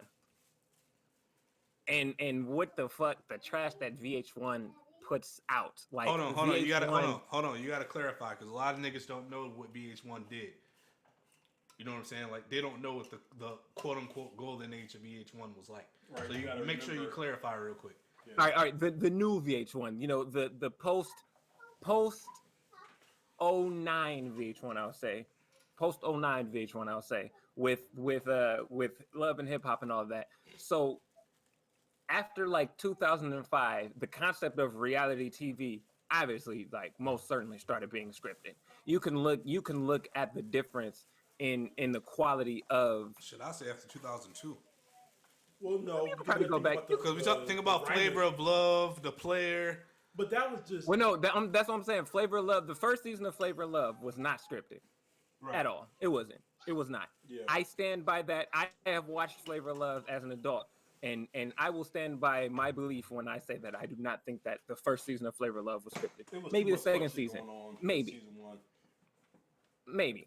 But like anything, I'll let you say 2002. Anything after 2002 is definitely scripted or set up, or the producers went in and they started saying, we're going to put you in this situation and this is going to happen. And now you got VH1 with Love and Hip Hop, Basketball Wives, Mob Wives, and all of that. And they're putting these individuals, I'm not going to even say individuals, these characters, because they're characters now. They are no longer themselves. Right. They are no longer their human selves outside of the camera. And they are literally saying, create as much drama as possible. We know that once you guys create this much drama, it's going to be great. And it's like, there's a certain demographic that eats it up. I'm not going to say the certain demographic. I know that we all know who that certain demographic is. We know. Watch your tone. There is a Hold certain on. Do y'all demographic hear that? I eats told it him up. chill. Keep that in mind. I'm telling my homie to chill. I'm tired of that fucking narrative too. And it's the the characters that they create are emulating what they feel this certain demographic who they're reaching out for, as they are saying that that's how that demographic acts every single fucking day, and that's bullshit. And that's bullshit. But guess what? All of these shows have been on for a decade plus. Well, you know why though? Because think about it. While we as men can say it's bullshit. Okay. You about to go? Sorry. Watch it, buddy. Okay. While certain demographics may say it's bullshit, other demographics will say it's accurate depiction. But you know what? I don't give a fuck. If it has to be cut out of the damn podcast, it will. I will say it, and I will stay on this hill and die on it. I don't want to do all that editing. That's the biggest thing. I don't want to have to cut everything. All right, fine. I'll come back at y'all smoke, and I'll give you guys a good explanation. I think I can say what you're trying to allude to in a safe way. Okay. And James, yes, you're right. I was naming those movies for a very important reason. American culture is obsessed with the rebel and the crime genre. How many Law and Orders is it now? They've been going How on many with- NCIS, at least TURS, four- TUV ass fucking TV At shows least are there? 4 different versions of them, and every single series has CSI head ass. At least seven seasons. Yeah, because Criminal Intent lasted for almost 20 years. Law and Order, the original, lasted for almost 30. SVU is going on its 22nd season.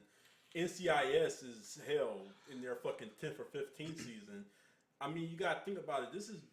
America was built on its indulgence in crime.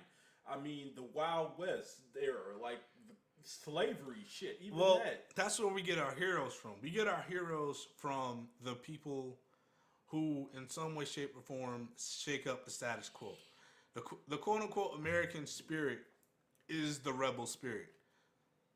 You know what I'm saying? Like, America in its founding is of the ideal that rebellion and the human spirit is more important than anything else.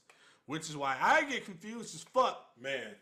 when you have a situation such as hip-hop, or you have a situation such as the entirety of damn near all of black cinema, which reflects very fucking American values of rebellion and the human spirit being most important over everything else, shirking collectivism, shirking any idea of and niggas perceive it a different way. Your favorite movies are Scarface, Goodfellas, and The Godfather. Yeah. But for some reason, you seem to think that niggas are the only ones capable of insane violence against an entire population of people. How about I'm fucking Yes, confused. sir. This Like- nigga spin. how about the fact I that don't get it.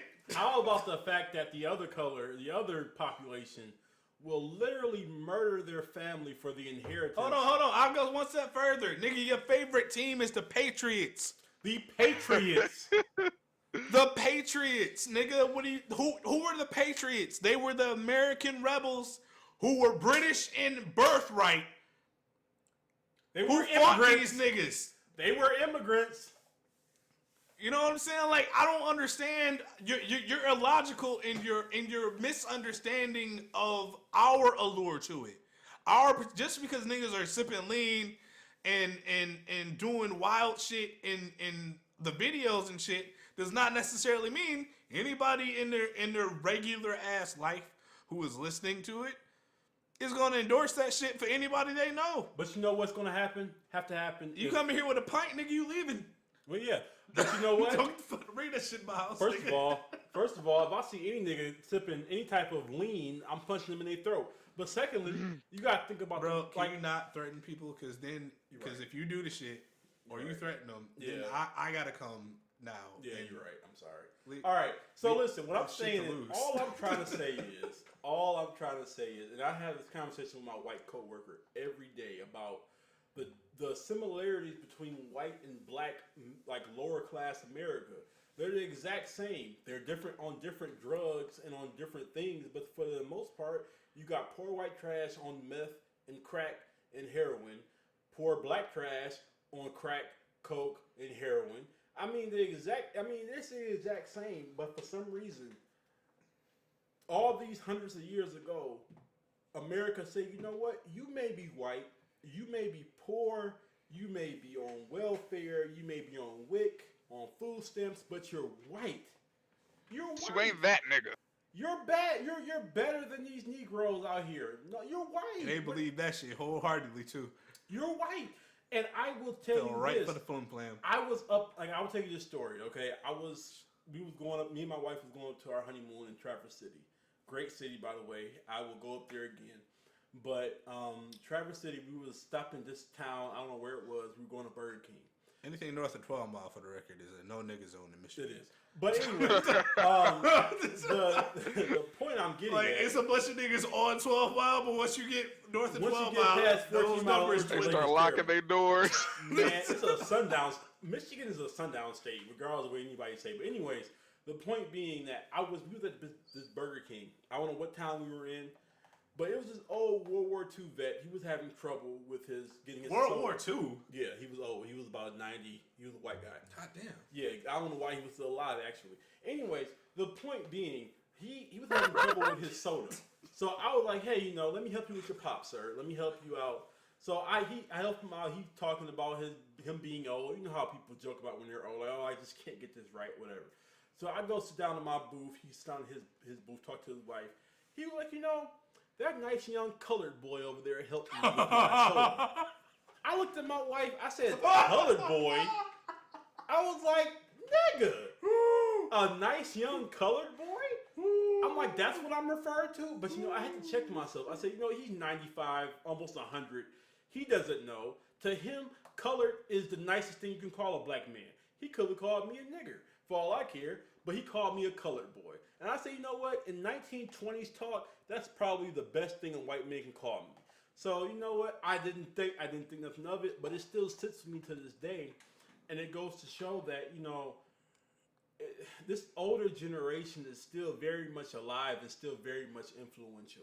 Because I guarantee you, he probably went back home, called his 60-year-old mom, and said, hey, a nice 60-year-old mom, nigga? He's 60-year-old daughter. 6-year-old daughter, you know what you mean. You know what I fucking meant. And He said, don't hey, know, I'm gonna fuck you with know, him regardless. well, they're incestuous. Anyways, Hey, why the fuck would you shut the fuck up?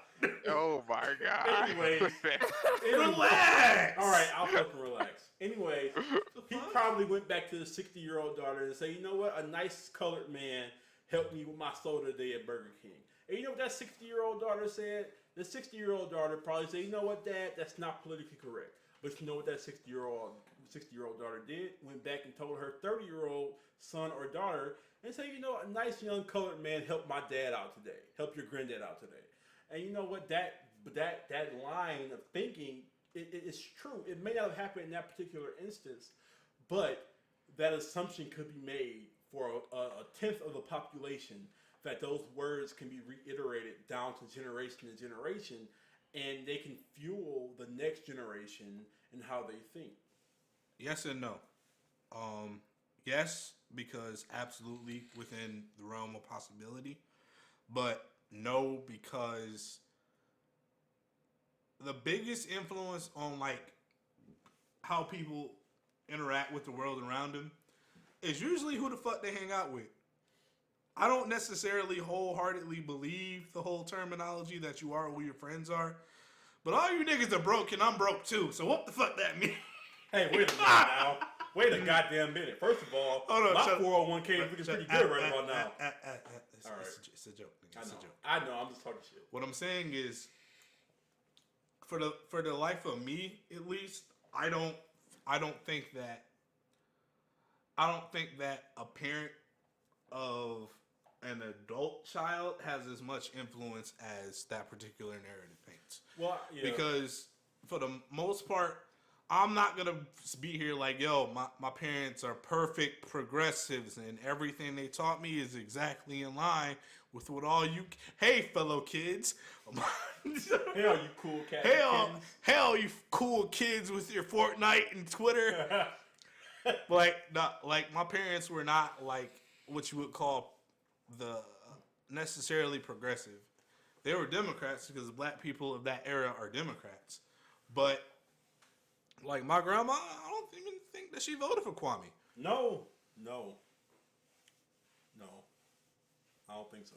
I don't think she voted for Kwame. My parents voted for Kwame, but I don't think my grandmother voted for Kwame back in the day. Kwame Kilpatrick, the much maligned yet celebrated.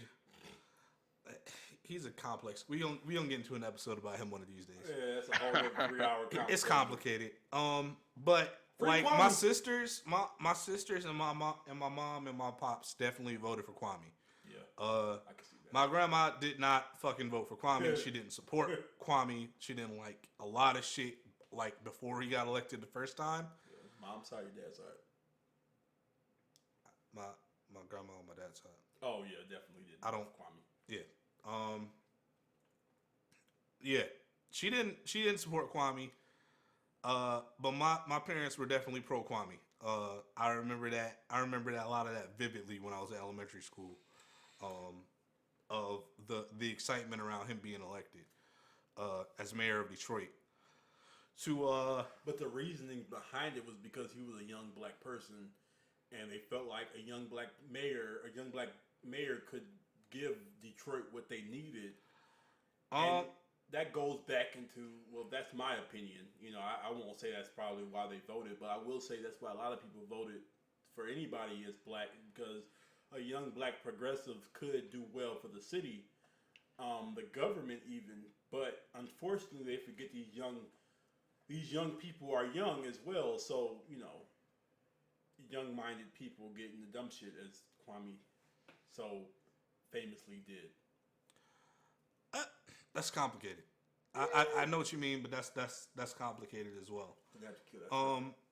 I would say the biggest hurdle to somebody breaking the cycle of some fuck shit going on as far as like their family and how they view the world.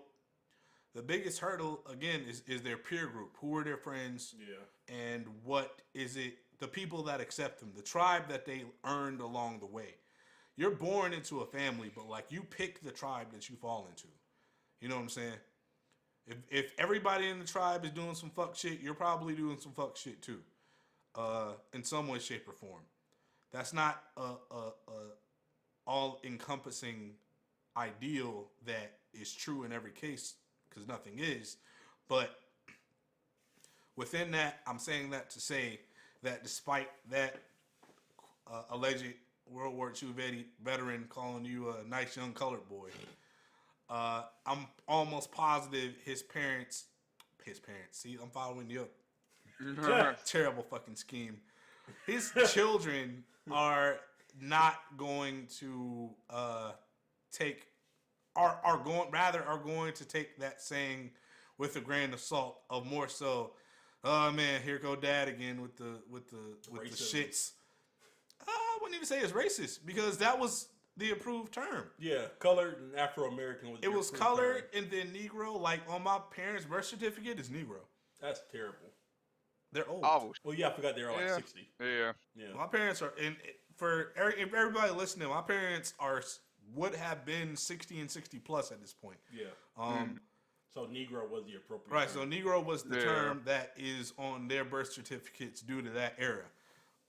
Mine is black. Yep. I was born in '91. So, you know what I'm saying? Like, so I can't say with absolute certainty, But see, you know what? because everybody got parents and everybody got parents that got old ass views. But you know what? To piggyback and like off you of that, know for a fact, like some of your parents' old ass views don't work no more. and to piggyback. Like off I'm of not that, calling nobody out of That's their true. name in certain ways, That's the true. way that Pops did. You know what I'm saying? Like, he said whatever the fuck he felt like, whatever the fuck he felt like, if I whoever could it just go was. on record by You saying niggas was not gonna fight him, so that his dad, who was basically my fucking uncle,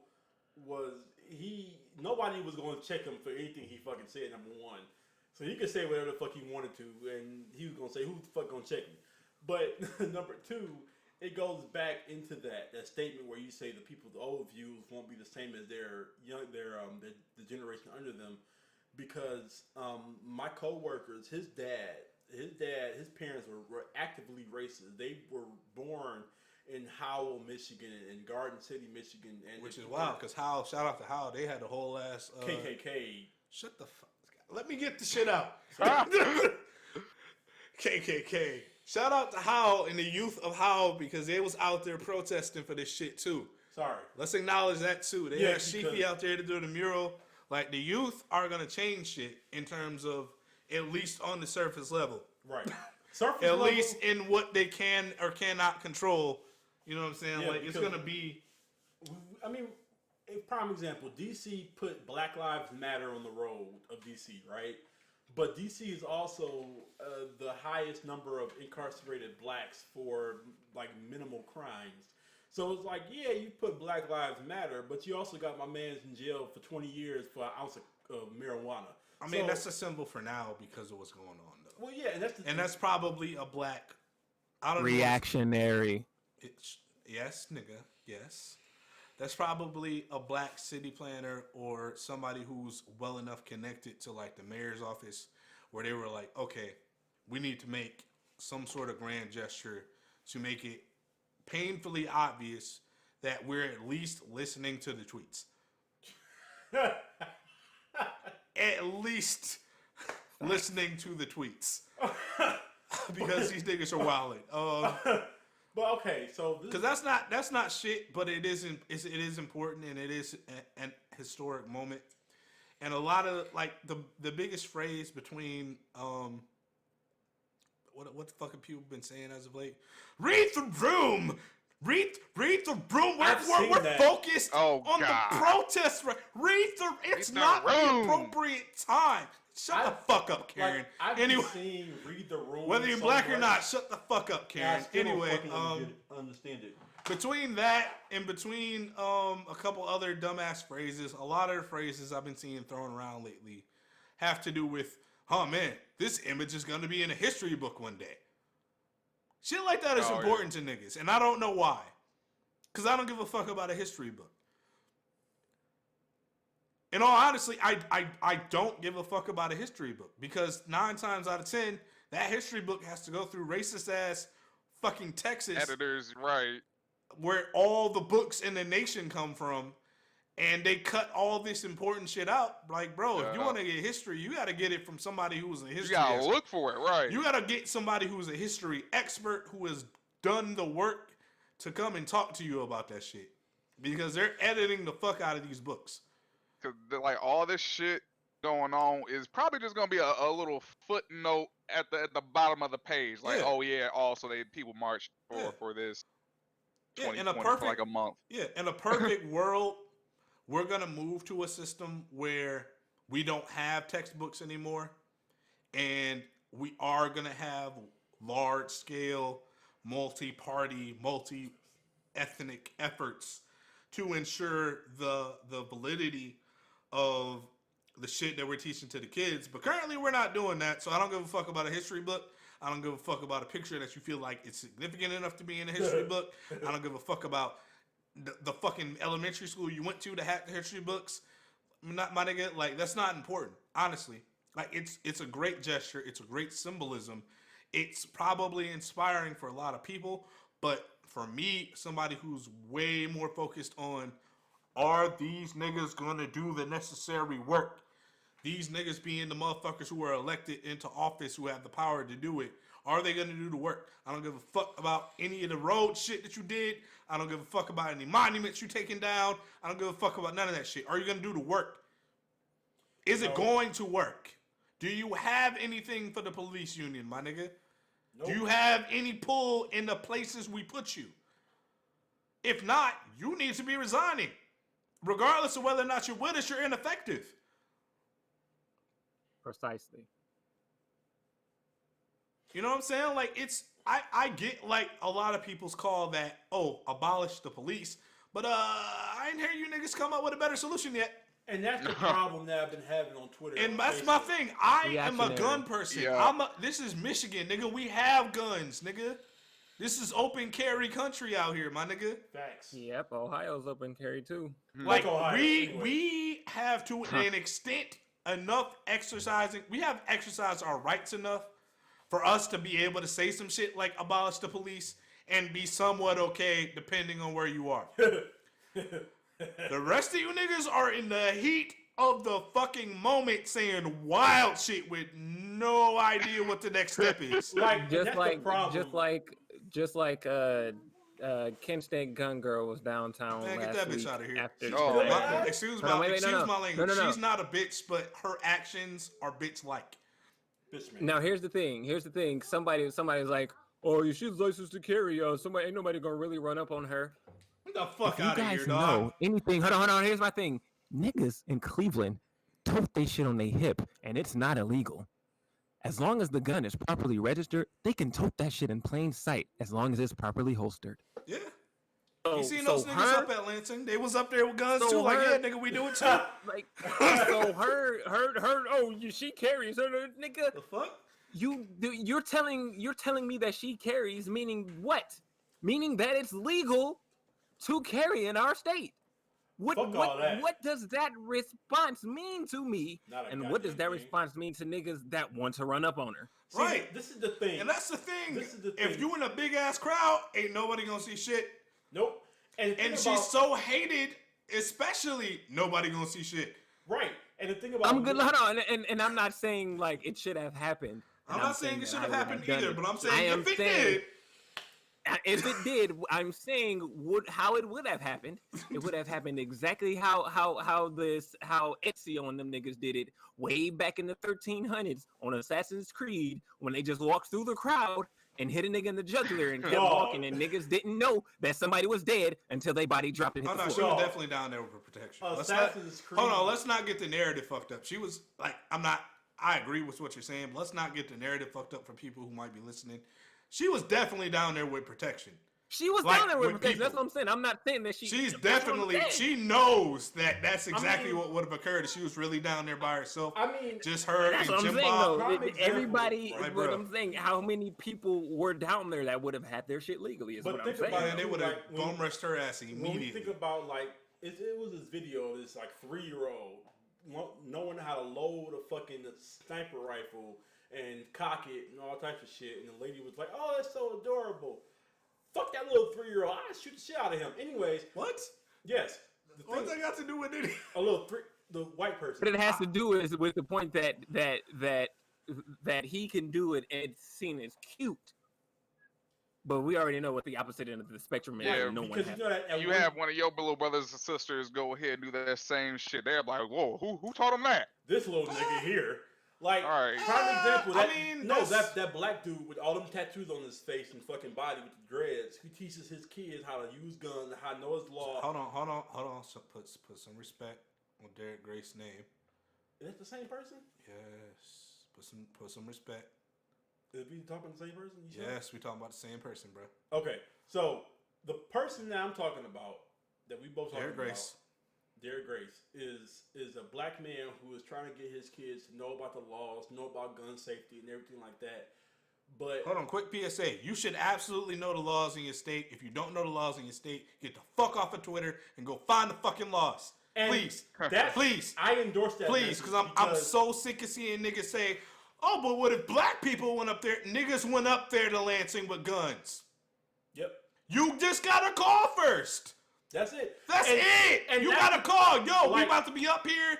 We're this organization.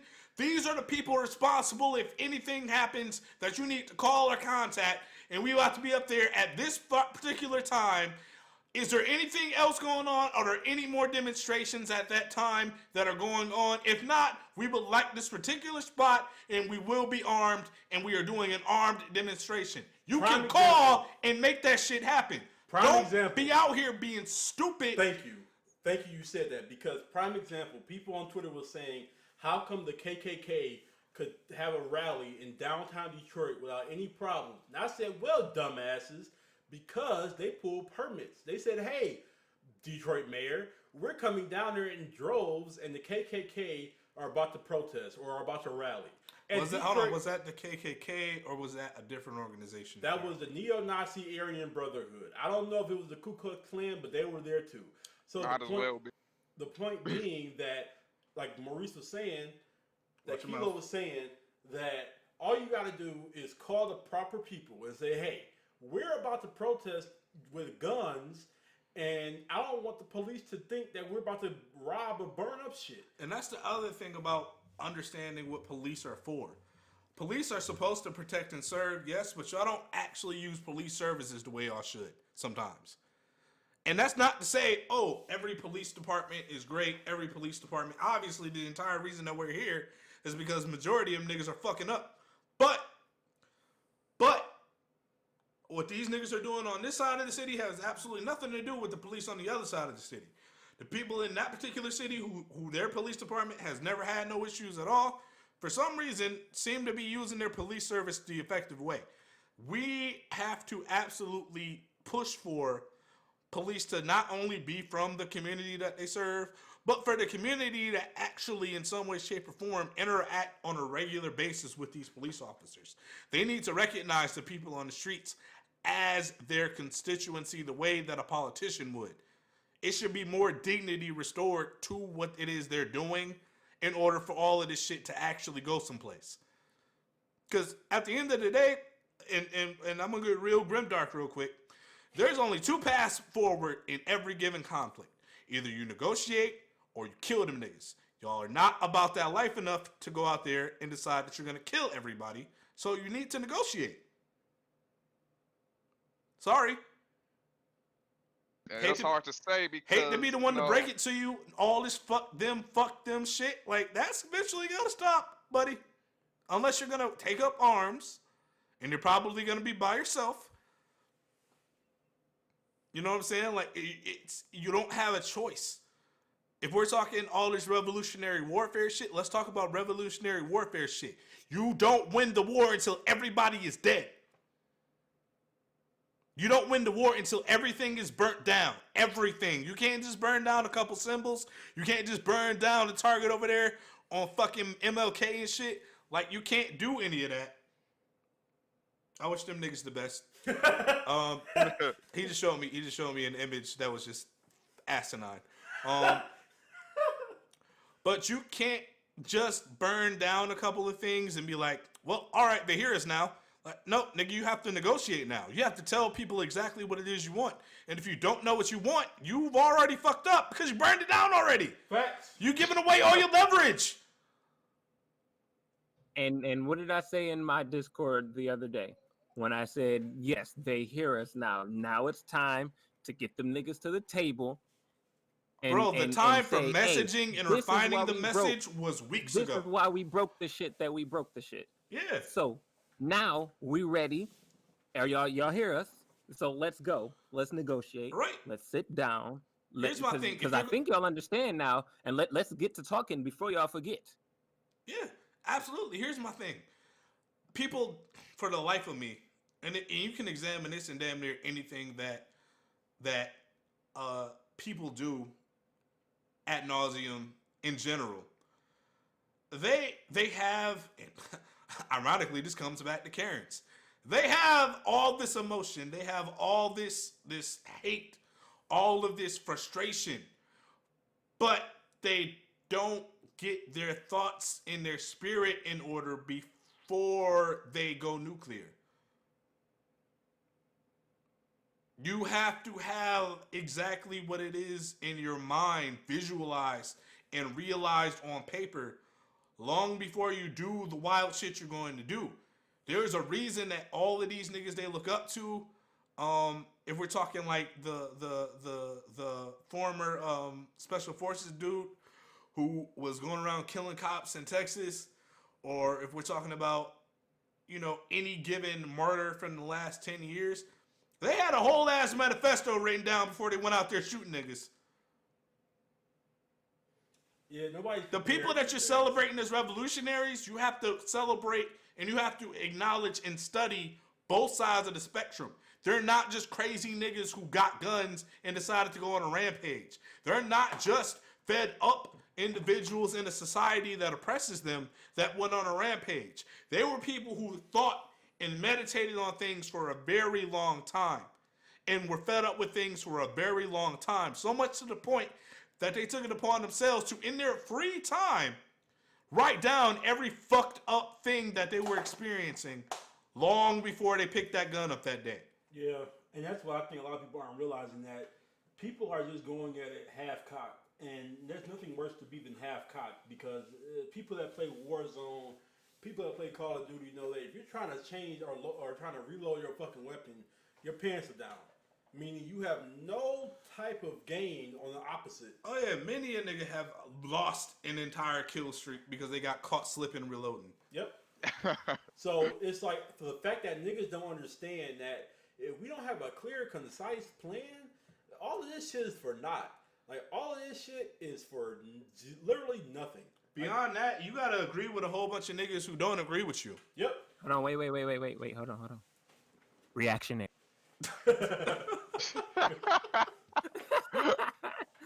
Like you're right. If there is no plan of action, it's all for naught. But again, going back to it, what is it? Reactionary. Oh. Does it need to be done? Yes. But if there is no plan, like you said, like you're just running around doing it. It Well, has to Right. have And then that's the thing. an end the goal. most We know important- what the end goal is. Yeah. Do We we just know have how to get to the end organize. goal? We gotta organize. Beyond That's that, one the thing that- message is the most important thing. If your message can be turned into anything, think about it, if neither of those men wrote down exactly what it is they're doing it for, you know how many different narratives would be out there about why they did it? Yeah. You know why we still have these dumbass debates about 9/11? Because the narrative is controlled by people who had nothing to do with the acts. There's a reason that we talk about a lot of the revolutionary activity of the Black Panthers or the revolutionary activity of guerrilla fighters and pick a continent, my nigga. Honestly, pick a continent and you'll find some. Where their ideals, like the most important component of war is not the body count, it's the objectives. Yep. You can't, the bodies don't even matter if they can't operate. If there's no base of operations, all those bodies are meaningless. You can burn down the police precinct, but hypothetically, if you want to abolish and defund the police, that building should go back to the community, no? Yeah. It should. Right? I'm saying, like, tax dollars paid for all that already. That's the people of Minneapolis shit already.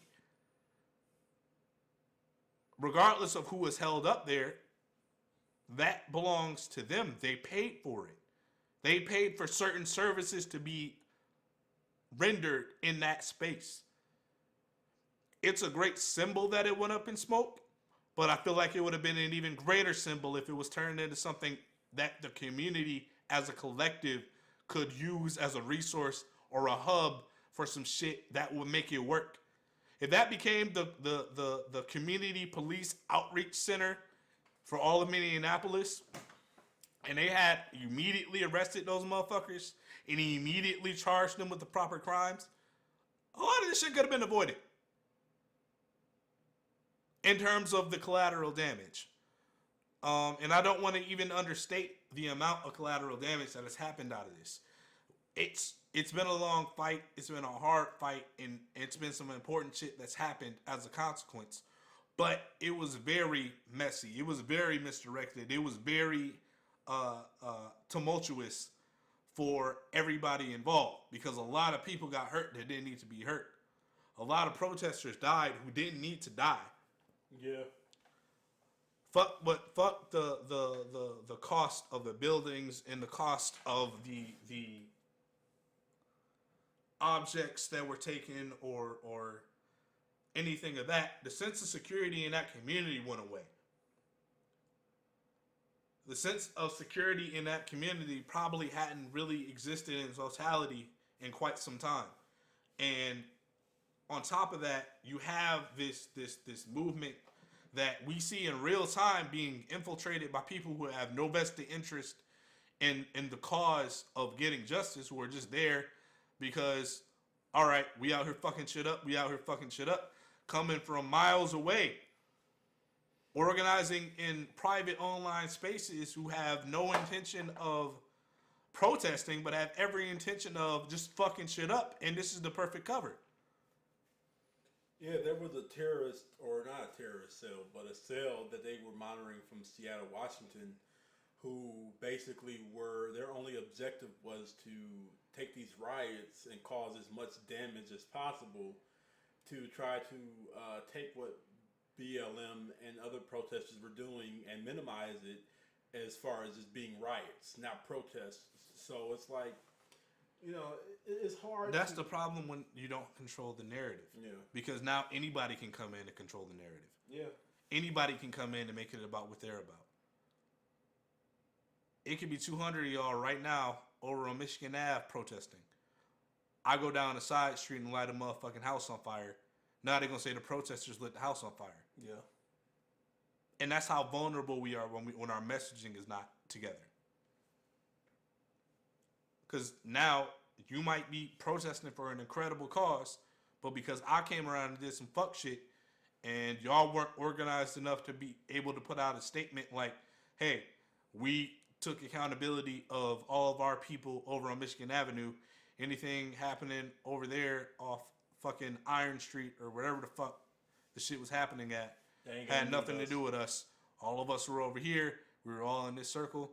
First time I went to New York and I saw people protesting for Kashmir. They were all like literally surrounded by police, but the police were not like, the police weren't trying to control the protesters so much as they were trying to protect the space that the protesters were in. They were all facing outward. You know what I'm saying? Like, organization can happen. Cooperation and cohabitation can happen when there's the right people with the right temperament in these spaces to make these calls. The problem is we don't have no fucking leadership in local government in a bunch of places where a lot of black people live that gives a fuck about what black people in those spaces want. It all goes back to policing the neighborhoods in which you live. Because if you have somebody from Grand Rapids policing somebody in Detroit, they ain't gonna know what the fuck crackhead Jimmy is on.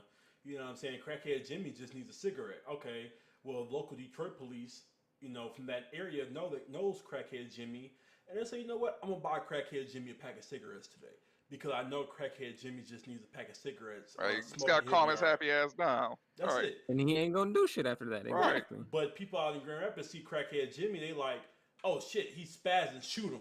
It's like, nigga, he just needed some cigarettes. That's it. He was gonna be all right. But that just goes to show you that's Minneapolis, Philadelphia. Now here's the question: Detroit. is there a real crackhead Jimmy? Yes. Okay, I figured that. I figured that because that was quite a specific. That was quite a specific explanation. I picked Jimmy because that was the first name that came to my mind. But there are real crackheads in neighborhoods of Detroit that literally just need a cigarette and they're fine. I completely understand because when I was growing up, there was in my friend's hood, which I spent a lot of time in, there was Pobo, like, and everybody knew Pobo, like the cops knew Pobo, the hood knew Pobo. Pobo was known for like 6 blocks on each side of the street, 112th. He was known 6 blocks either direction. Everybody looked out for him, and what was funny, Pobo looked out for everybody. If somebody was about to get in some shit and Pobo knew you, he'd fade a nigga for you. Mm-hmm. And that's funny because it's all about it takes a village to raise a child, and that's to be exemplified to the highest extent. A village takes care of its own. So, like you said, that Pobo, you knew who he was. They knew who he was. So nothing happened to him, and he would protect the people around him because they protected him. And it's not to say you guys were, what's the word? Making it okay for him to be the way he was, but you just knew how he was. Like, okay, that's how he is. It is what it is. I can't fix this person right now. That's how he is, but he's also not a threat to anyone. Right. He might not have his life together. And that's cool.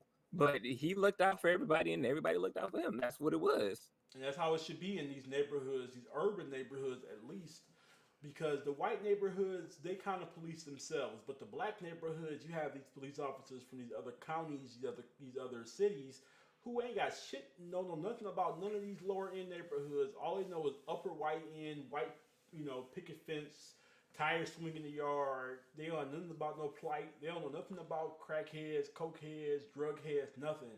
And they see a buddy walking down the street. Well, they know, but they know from like The Wire. From like The Wire or from other media. And they say, I watched The Wire. I completely understand. Baltimore now. I've got all the training I need. I've got all the training I need.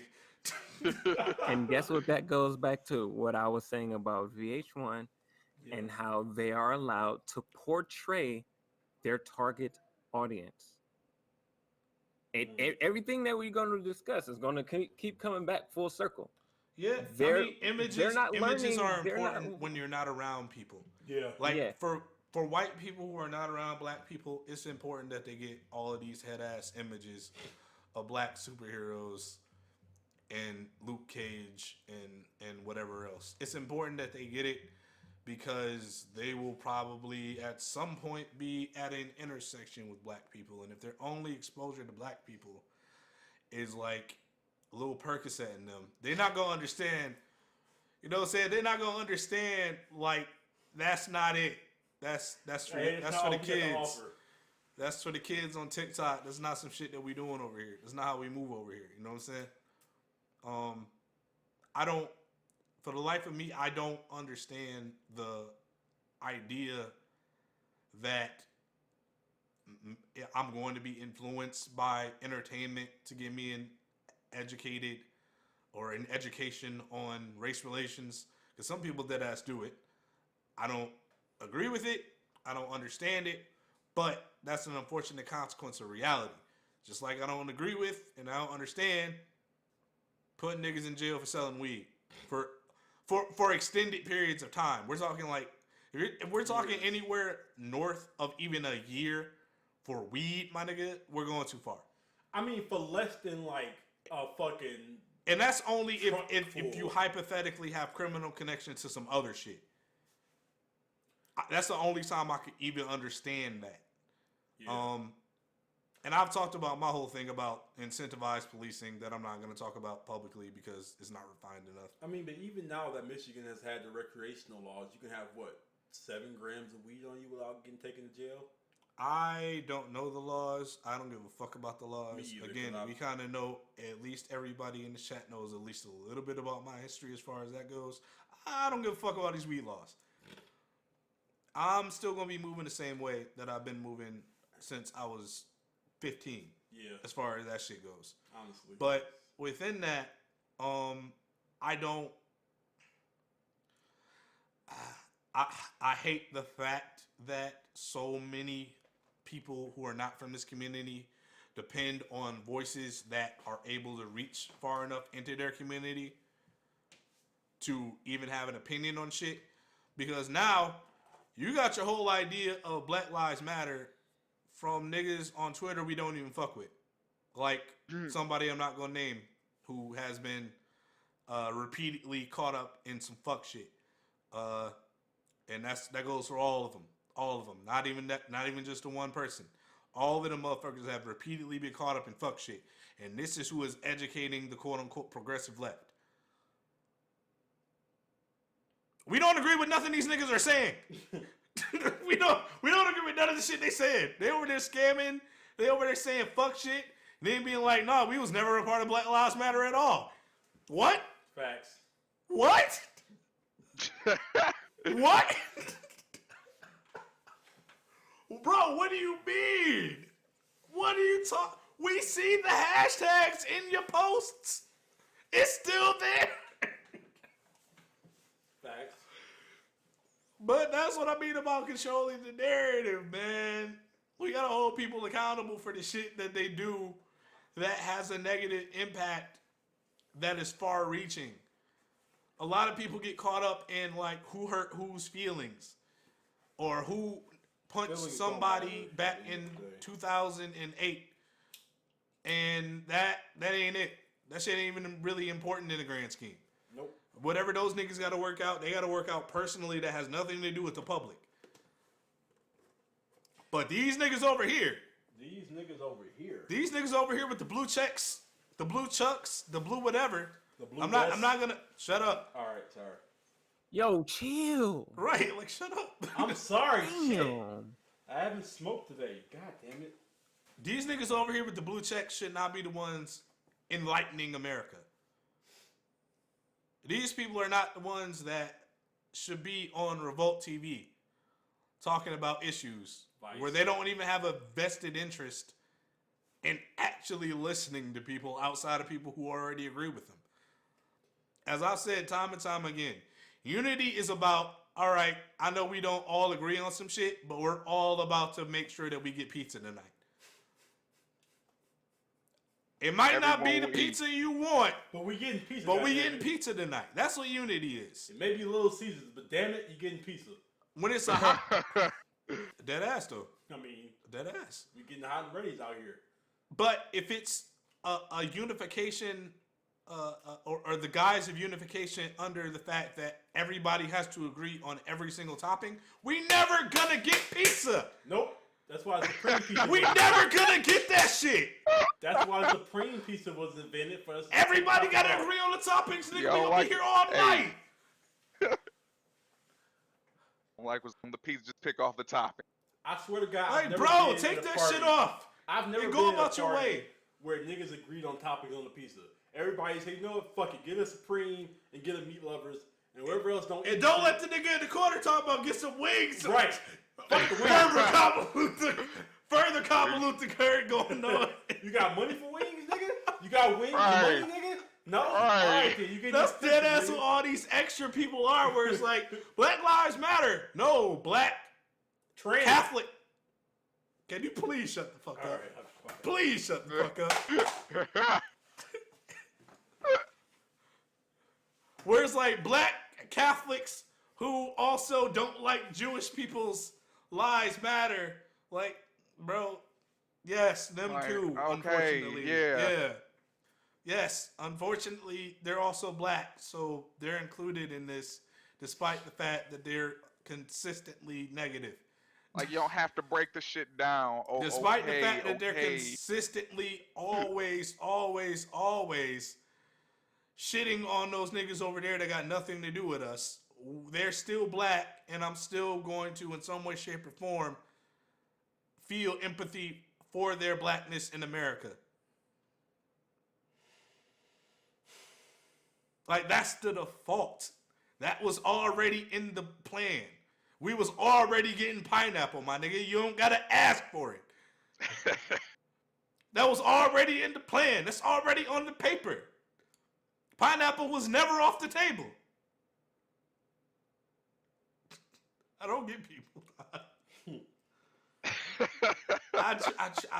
It genuinely takes me to a dark place every single time I think about the fact that somebody's got to make this decision. And that person probably won't be anybody who is in any way, shape, or form invested in getting a solution. That shit is going to get done by somebody who has absolutely no faith in anything, who has a bunch of defeatist followers around them, who have a bunch of negative emotions about everything, and they're the ones who are only ones who have the energy to consistently always be so goddamn difficult in every negotiation. The niggas who not even that hungry at all. The niggas who only Or the hungry niggas because gonna- you hungry. Right. They gonna get fed The niggas- regardless. The niggas who like, oh, y'all getting pizza? Yeah, all right. I'll have a slice. I'll have a slice. And take 3. Right. Nigga, take a whole leftovers. Like, nigga, what? You said one slice. You took half the pizza.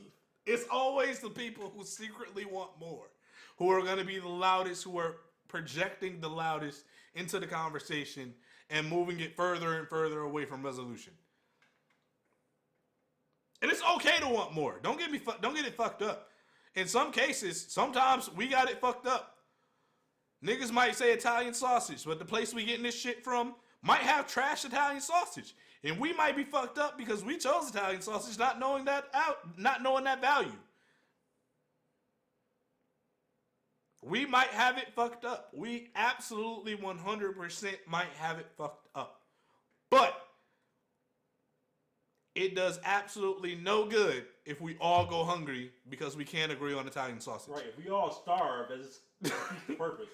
Niggas then blew an ounce and are famished, and we're still debating on who is getting fucking olives or not, and whether it's black olives or green olives, because that makes a difference. Yes, it does make a difference because you gotta go. How about Okay. just get the fuck out. I like both, honestly, but green olives are a little bit. I don't mind, regardless, depending on the quality and depending on whether or not the bitches are burned and dehydrated into hell or not. But y'all get my point. I have said enough. Who else had a topic that we were supposed to get to today? I mean, I didn't pretty much work my topics. Oh, well, no. That was right. My topic, I remember, because I wanted to touch on the topic of, like, right now, the importance of black streamers, like, whether it's YouTube, Mixer, Twitch, whether they're doing gaming, creating art, just chatting and connecting with people, or even, you know, reporting the news. Oh, yeah, switch to Twitch. Hashtag switch to Twitch. We're not watching your fuck ass lives no more with the terrible audio quality. Versus Timbo, Swizz, switch to Twitch. We're tired of the shenanigans. We are vehemently tired of the shenanigans with the versus battles and this bullshit going on. Please switch to Twitch. Oh Please. my god. Oh Please. my god. Switch to Twitch. I have not watched a single versus battle just I have based tried. on the idea of how fucking bad it is. I have like, tried, and y'all somebody's are always dropping out. Y'all are multi-millionaires, man. Y'all can go and build a computer. You can go send Bro, they all got that intern computers. to Best Buy and go get you a computer. Like, knock it off, man. They be in the Knock studio it doing this off. shit, and I be so confused. It's like, you niggas ain't got an audio mixer? Like, you niggas are musicians, and what is going on? What? Like, bro, you ain't got a thumb drive with this shit on? We can just load it up real quick? What the fuck is... What are you doing? Why are we doing all of this? That shit's crazy. But yeah, shout out to black streamers. Shout out to DJ Tech Live, I'm a big fan of. DJ Knight, I'm a big fan of. Shout out to Stacy J, because that's family, and she's doing Twitch. She just got affiliate. Headed up for partner now. Shout out to you, because I'm always watching your shit. And trolling in the comments. Huh. That's what's good. Who else? Pikachu Lita is another one. I gotta infiltrate her community next. Infiltrate.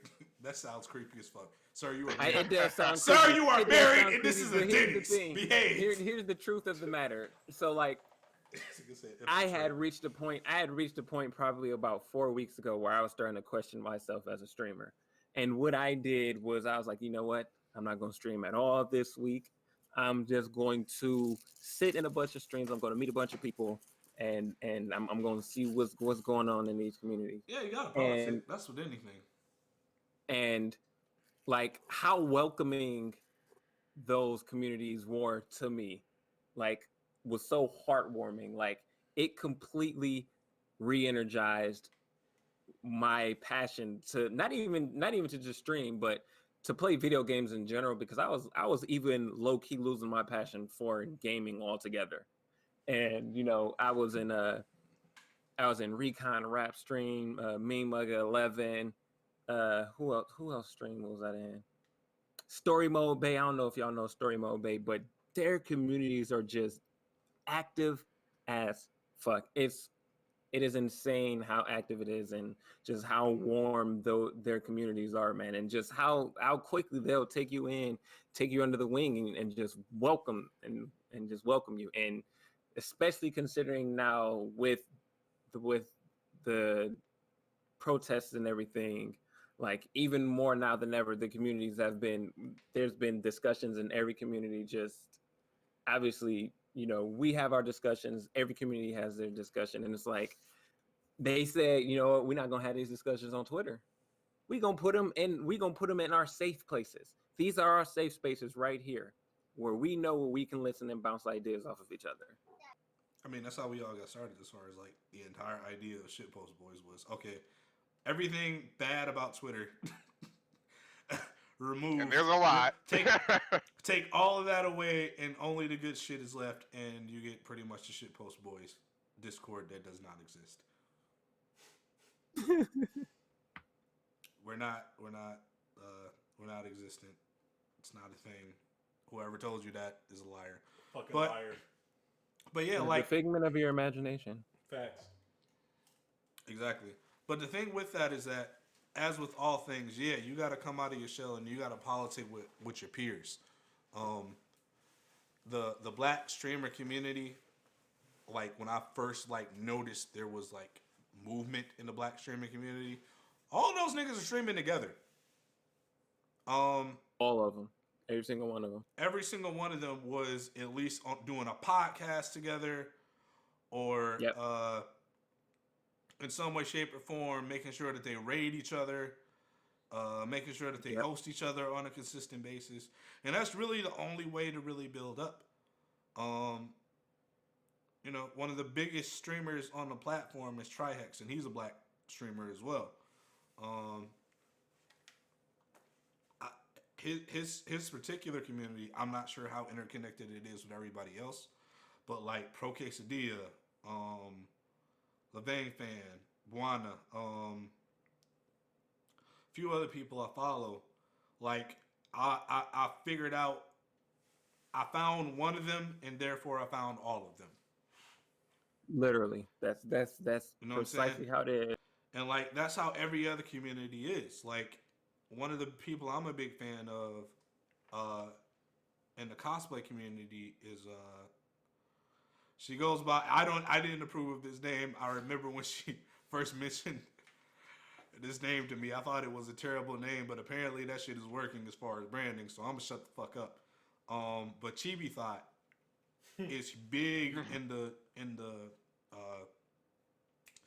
black cosplay community, and for the longest time, I remember just on some private shit talking to her like, "Bro, you have everything necessary already. Anything holding you back has absolutely nothing to do with your look, has absolutely nothing to do with your cosplays themselves per se.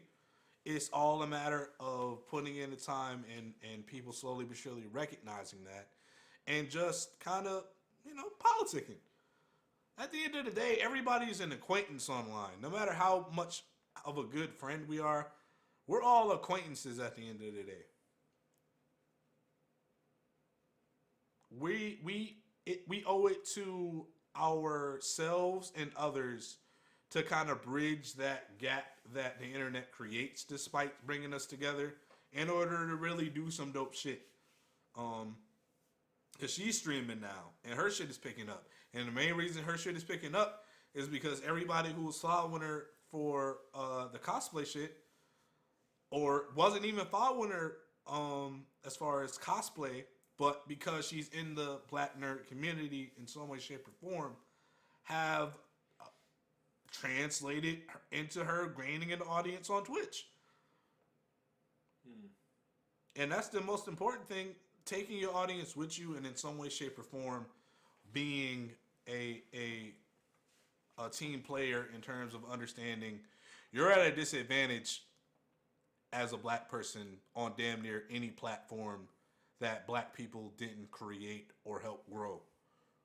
The idea of Black Twitter as a concept is crazy, because when you stop to think about how many changes around how Twitter operates in general happens around black people on Twitter, not necessarily quote unquote black Twitter, but happens around the interactions of black people on Twitter, it's a lot of shit owed. And Despite the bullshit, and that always happens because quote, it's, you know, a tribe, a family, that's where the most drama is going to pop off. But like, a lot of shit is owed to all the people who were doing Follower Friday or Follow Back Friday or whatever that is. Follow Train Friday and shit. I'm not hip, honestly. I know of things as a consequence of like looking back through shit and going through it, but I don't honestly, I wasn't a part of any of that. Good. So within that, it's important for especially now that people are actually looking, and it sounds wild corny, but now that people are actually looking for black creatives to support, it's more important than ever that black creatives really big each other up, build each other up, Right. and come together, because in a couple of weeks people are gonna forget about a lot of this shit and they're not gonna do it no more. Precisely. At least not It treated everybody. like Like there's yeah. always gonna be a huge swell, and then it's gonna recess back. Not necessarily back to where it was. Obviously, some people are gonna hit it out of the fucking park, and that's just chance, purely chance. Some people are gonna hit it out of the fucking park, but other people are not necessarily going to have, 200, 300 people in their stream forever. As they're currently experiencing. Some people aren't going to have 30 people in their stream at once like they've been experiencing. And that comes with the territory of just trying to figure out what kind of content works and what is or isn't working on the technical side that, other people might be doing a little bit differently or doing a little bit better.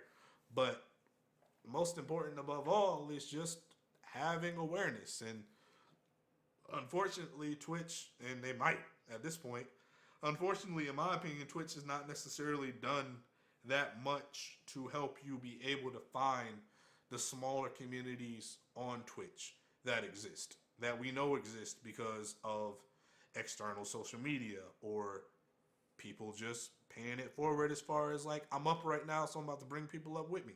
Yeah. I'm gonna actually stop you right there, because the thing is, I have seen Twitch actually start doing it. But the thing is, you have to skillfully intertwine yourself within the communities. And it's not even like being in the discourse or anything. It's just even about knowing where to be at the right time. Because I noticed that I have actually started to see those content creators popping up in the hey, smaller communities that we suggest.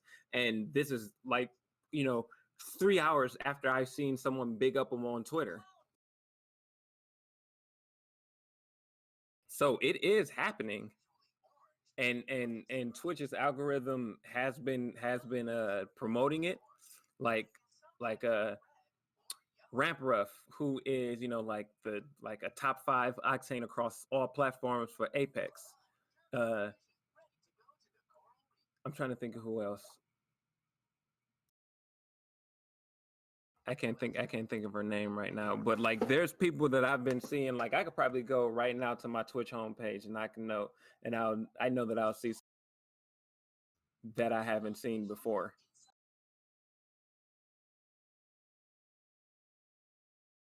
I mean, as with just going along with what you said, the algorithms on these sites aren't necessarily playing nice all the time, and that's where kind of that human element boost is necessary.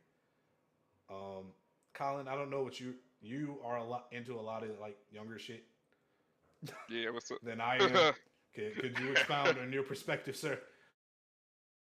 I mean, as far as like Twitch or just I mean, any of that young shit, bro. I'm not hip.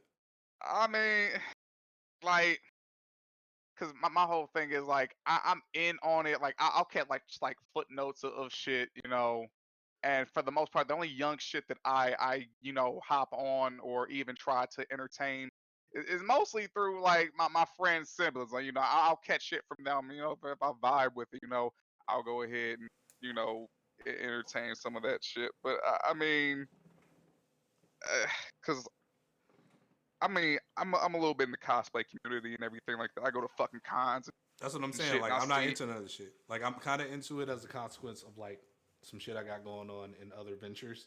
But like, Yeah. I'm not personally like, oh man, Katsucon's coming up. What am I gonna wear? Oh yeah, see, I'm well, not- that's the thing. I'm not that nigga.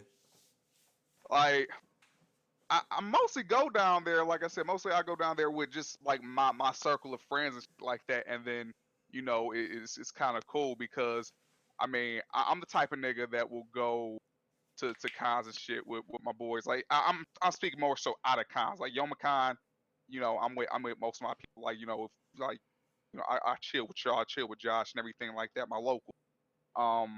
But anytime I go out of town, I'm the type of nigga that will literally get lost to fucking con and end up, rolling up with a group of, other niggas who I've never personally met before. And, I guess, through that, I would say, I get into different communities like shit, like for prime example, I got a whole bunch of, in doing this shit, I got a whole bunch, trans friends and stuff like that. So I'm able to see different perspectives of like what other shit, like what people been going through and everything like that, where like prime example, like if I talk to myself back in, little Colin back in fucking 8th grade, and I was like, yo man, in a couple years from now, you gonna be chilling out with motherfuckers in a hotel room wearing a fucking, I'd have beat the fuck out of myself. Right.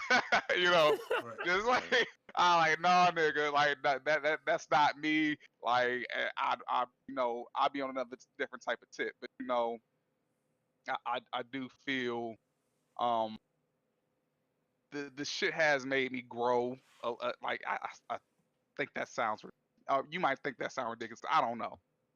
But I think putting yourself in different pools of groups and fandoms can sometimes be Oh yeah, a positive thing. meeting strangers and talking to strangers is gonna teach you way more than talking to you. Yeah, yeah. Like I mean, I appreciate my niggas, and just like I said, just like they're I'll even call them like my comfort zone and shit like that. I can kind of like cut loose with a lot of them, Yeah. But like the new people I meet, like they my I would consider them part of that family too. I might treat them a little bit differently, just because, like I said, for the most part, I only talk to some of these people online or when I go out of town, Yeah. But we know enough of each other to know what type of bounds we shouldn't like cross, or or what topics we can talk about. And I'm not saying that's uncomfortable. Like it doesn't feel like you have to check yourself around these people or anything like that. But like I said, you still develop a type of comfort around said group, I get it. I mean, yeah, yeah. No, I can't. I can't say. I don't have nothing to add on. I can't say it better than that. Honestly. All right. So like I said, it's a cool experience. So I mean, now I got to the point where, if there is any type of new con or any type of new gathering or anything like Nigga, that. cons are dead for a while. Y'all about to Oh no doubt, no doubt. Like done. Cons, it's a wrap. Like I always like, but you know what? Concerts, Kanye, all of that shit is canceled. All of that shit is canceled. Congregation, that shit up, boy. Them niggas are still going to church. Mid-Christ is like the blood of Jesus. I'm like, nigga, what? But look, I want y'all to peep this. Whenever that shit does come back, I don't know how old we gonna be when it does come back. And it's that still shit here. It ain't left. It's sitting here with their feet up. Nigga in your pantry eating up all your chips. That bitch ain't leave. That bitch did not leave because niggas decided to go fight injustice. It's gonna be a lot. It's gonna be a spike of cases in all of these places, and it's gonna be all bad. And niggas are finding murder hornets now. That's the thing. I think murder hornets then took a seat since all this shit came up, though. I think they found their place. Bro, a regular ass hornet flew down my throat before. I don't want no beef with murder hornets. Bro, I'm on the same page with you. Like I've experienced that same pain. Beef with no murder hornets, dog. Nope. I'm out. I'm saying I was already like a person who stays in the crib and don't really be out like that. But nah, nigga, if it ain't dark, you ain't gonna catch me outside. If it ain't dark enough for them niggas not to be able to see, you're not gonna catch me outside for a while, bro. Honestly, well, if the virus wasn't enough to keep my ass in the house, I'm doubly so. Being black in America is already a full-time job. We really didn't need the Hornets fucking us up anymore either. Exactly. Dog. That shit is mind-blowing that we got all these fucking plagues and shit simultaneously at the same damn time. a bunch of shit that's all simultaneously happening that puts us at a disadvantage no matter what the fuck we do. It's like, oh shit, 2020 has literally been like the fastest and the slowest year I've ever experienced. Man, Facts. Like, niggas was we- like 2019 the worst year ever. 2020 can't Dude. hold my my beer. beer. Hold my beer. 2020 didn't say hold my beer. That bitch said hold my 12 pack. That's Like, what what? I'm saying. Hold my Dog, keg. 2020 Hey, said, throw it hold at my dick. Right. Hold my dick. Hold my dick. We coming strong. Bite and the heavy. pillow, we going in dry. we didn't get time to rest. The moment Nigga, the bite the motherfucking pillow, clock we struck are 12. going in without an ounce of lubrication. We about to Man, fuck you you know. niggas into fall. Forget about summer. Summer is done. Summer is dead. Y'all had hot girl summer yeah. last time. This is hell girl summer, nigga. Welcome to hell. You getting all, how many layers of hell was it? We getting all of them. All Bro. 20 of them motherfuckers. Every nigga I meet named Dante from now on, I'm gonna be like, you did this to us. This is your fault. This is your fault. Oh my Um, god. I'm I feel like we all should get badges at the end. Like I really do. Just like if anyone survived this shit, anyone like, because some of us might not be walking through out of this shit without all our limbs. I'm telling you that. I'm telling you Hey, right now. 2021 about to be fucked up for a lot of people. Niggas gonna want reparations for living through 2020. Bro, I swear to God, we need a I do. stimulus check, dog. Absolutely. Absolutely. I I do. need about I feel like we $1 deserve check. For That surviving shit ain't gonna 2020. prove too. Fuck around, why? They actually we did kind of we did get the corona checks for that shit. Man, niggas waiting- gonna I'm want waiting a on the whole second wave of- motherfucking check. Like, nigga, I survived 2020, bro. Give me my check, My bro. kids are affected by this. Right, nigga. It's unprecedented how much the fucking interest rate is 0%. This is I don't the think anyone time. should get birthdays for this year. Honestly, I think everyone should just cancel their Bro. birthdays. Like after this year, I'm still gonna be 25, dude. Bro, let me put it in about to be perspective. Let me 26. put it in Fuck the perspective bullshit. for you. I don't do shit Right. for my birthdays. I ain't done shit for my birthday since like, nigga, we talking like I mean, Power just like Rangers last and year. space levels of Ah. throwback, my nigga, like that far back. And with all this bullshit happening, I'm finally like, well, I should probably start celebrating birthdays because I might not get Yeah. no more.